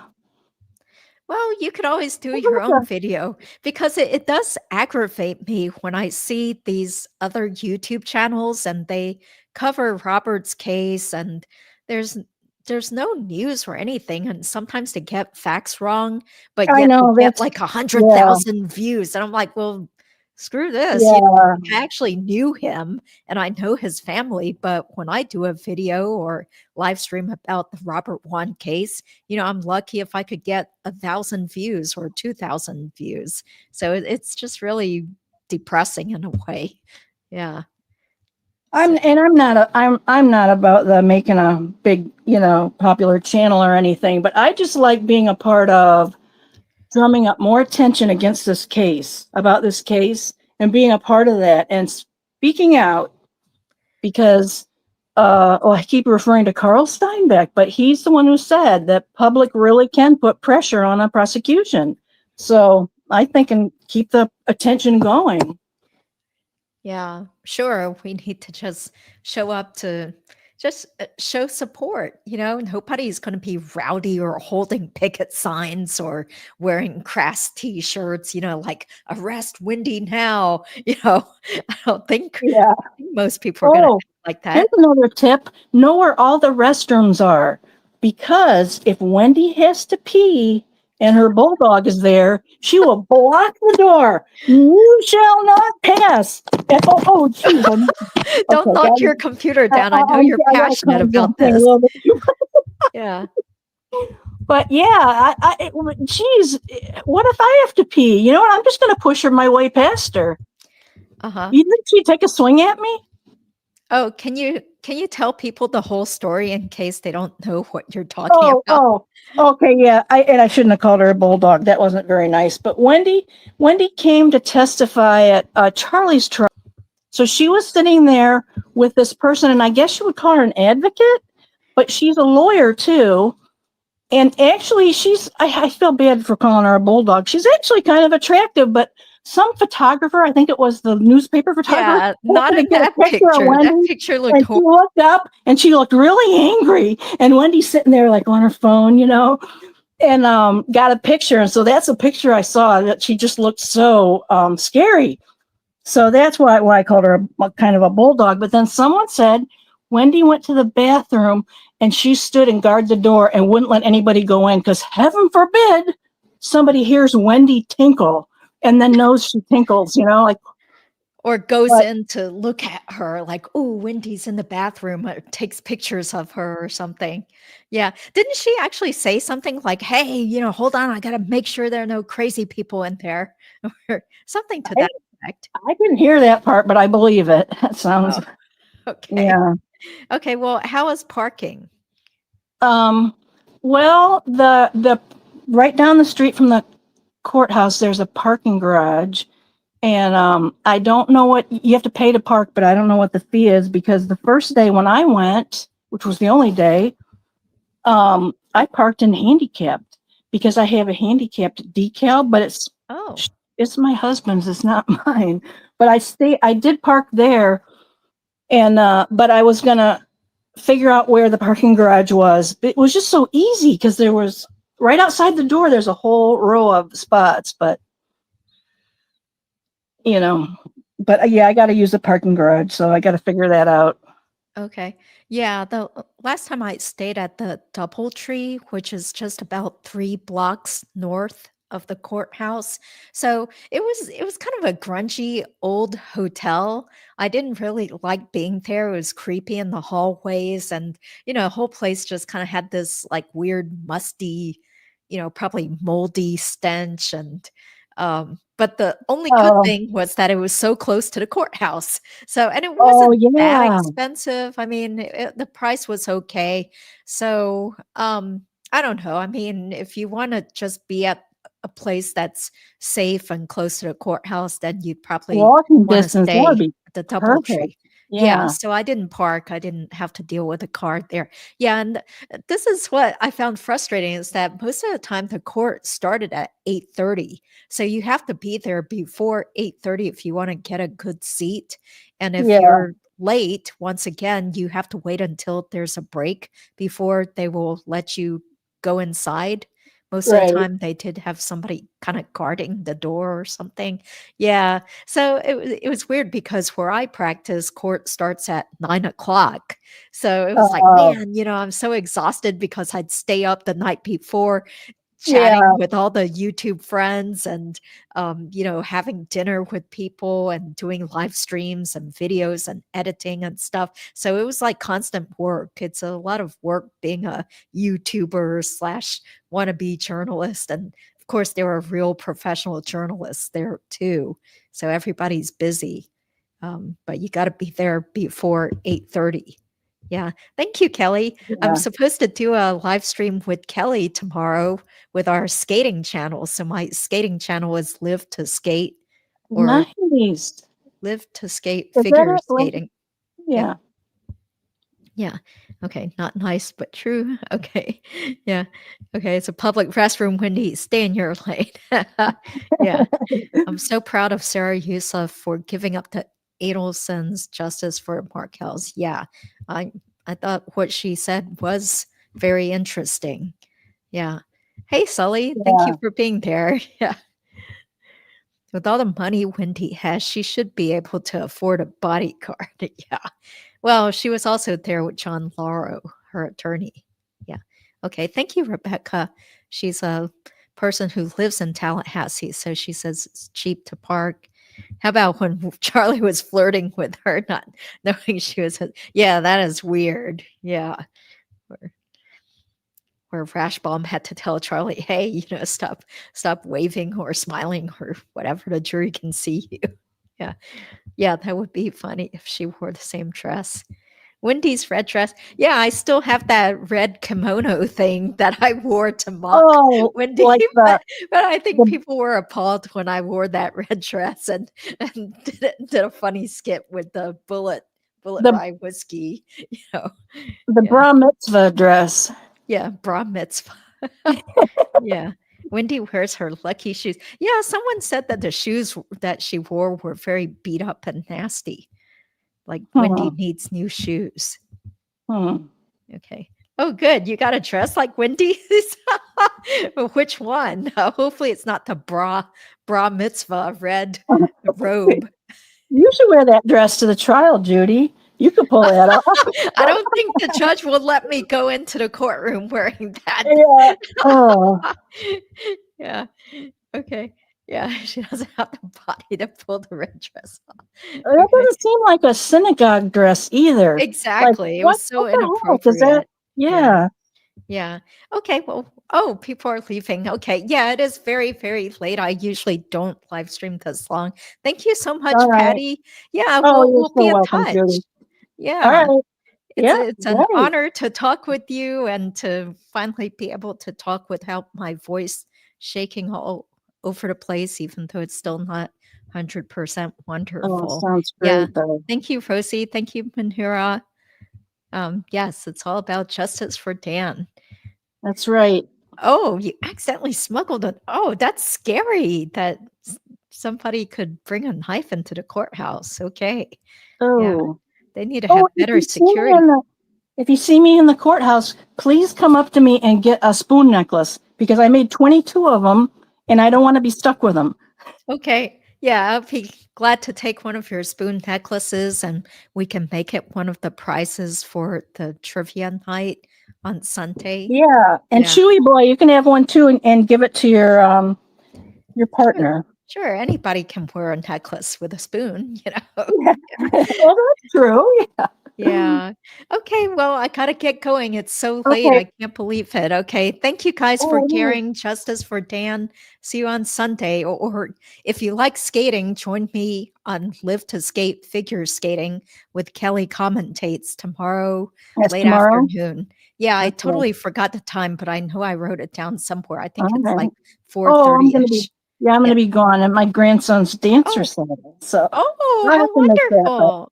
Yeah. Okay, well, have a great time. That's better than talking about skating, So have a good time. Be with your grandson, your sunshine. Yeah, that's right. All right. Thanks, everybody. And Judy. Take care. Bye. Okay.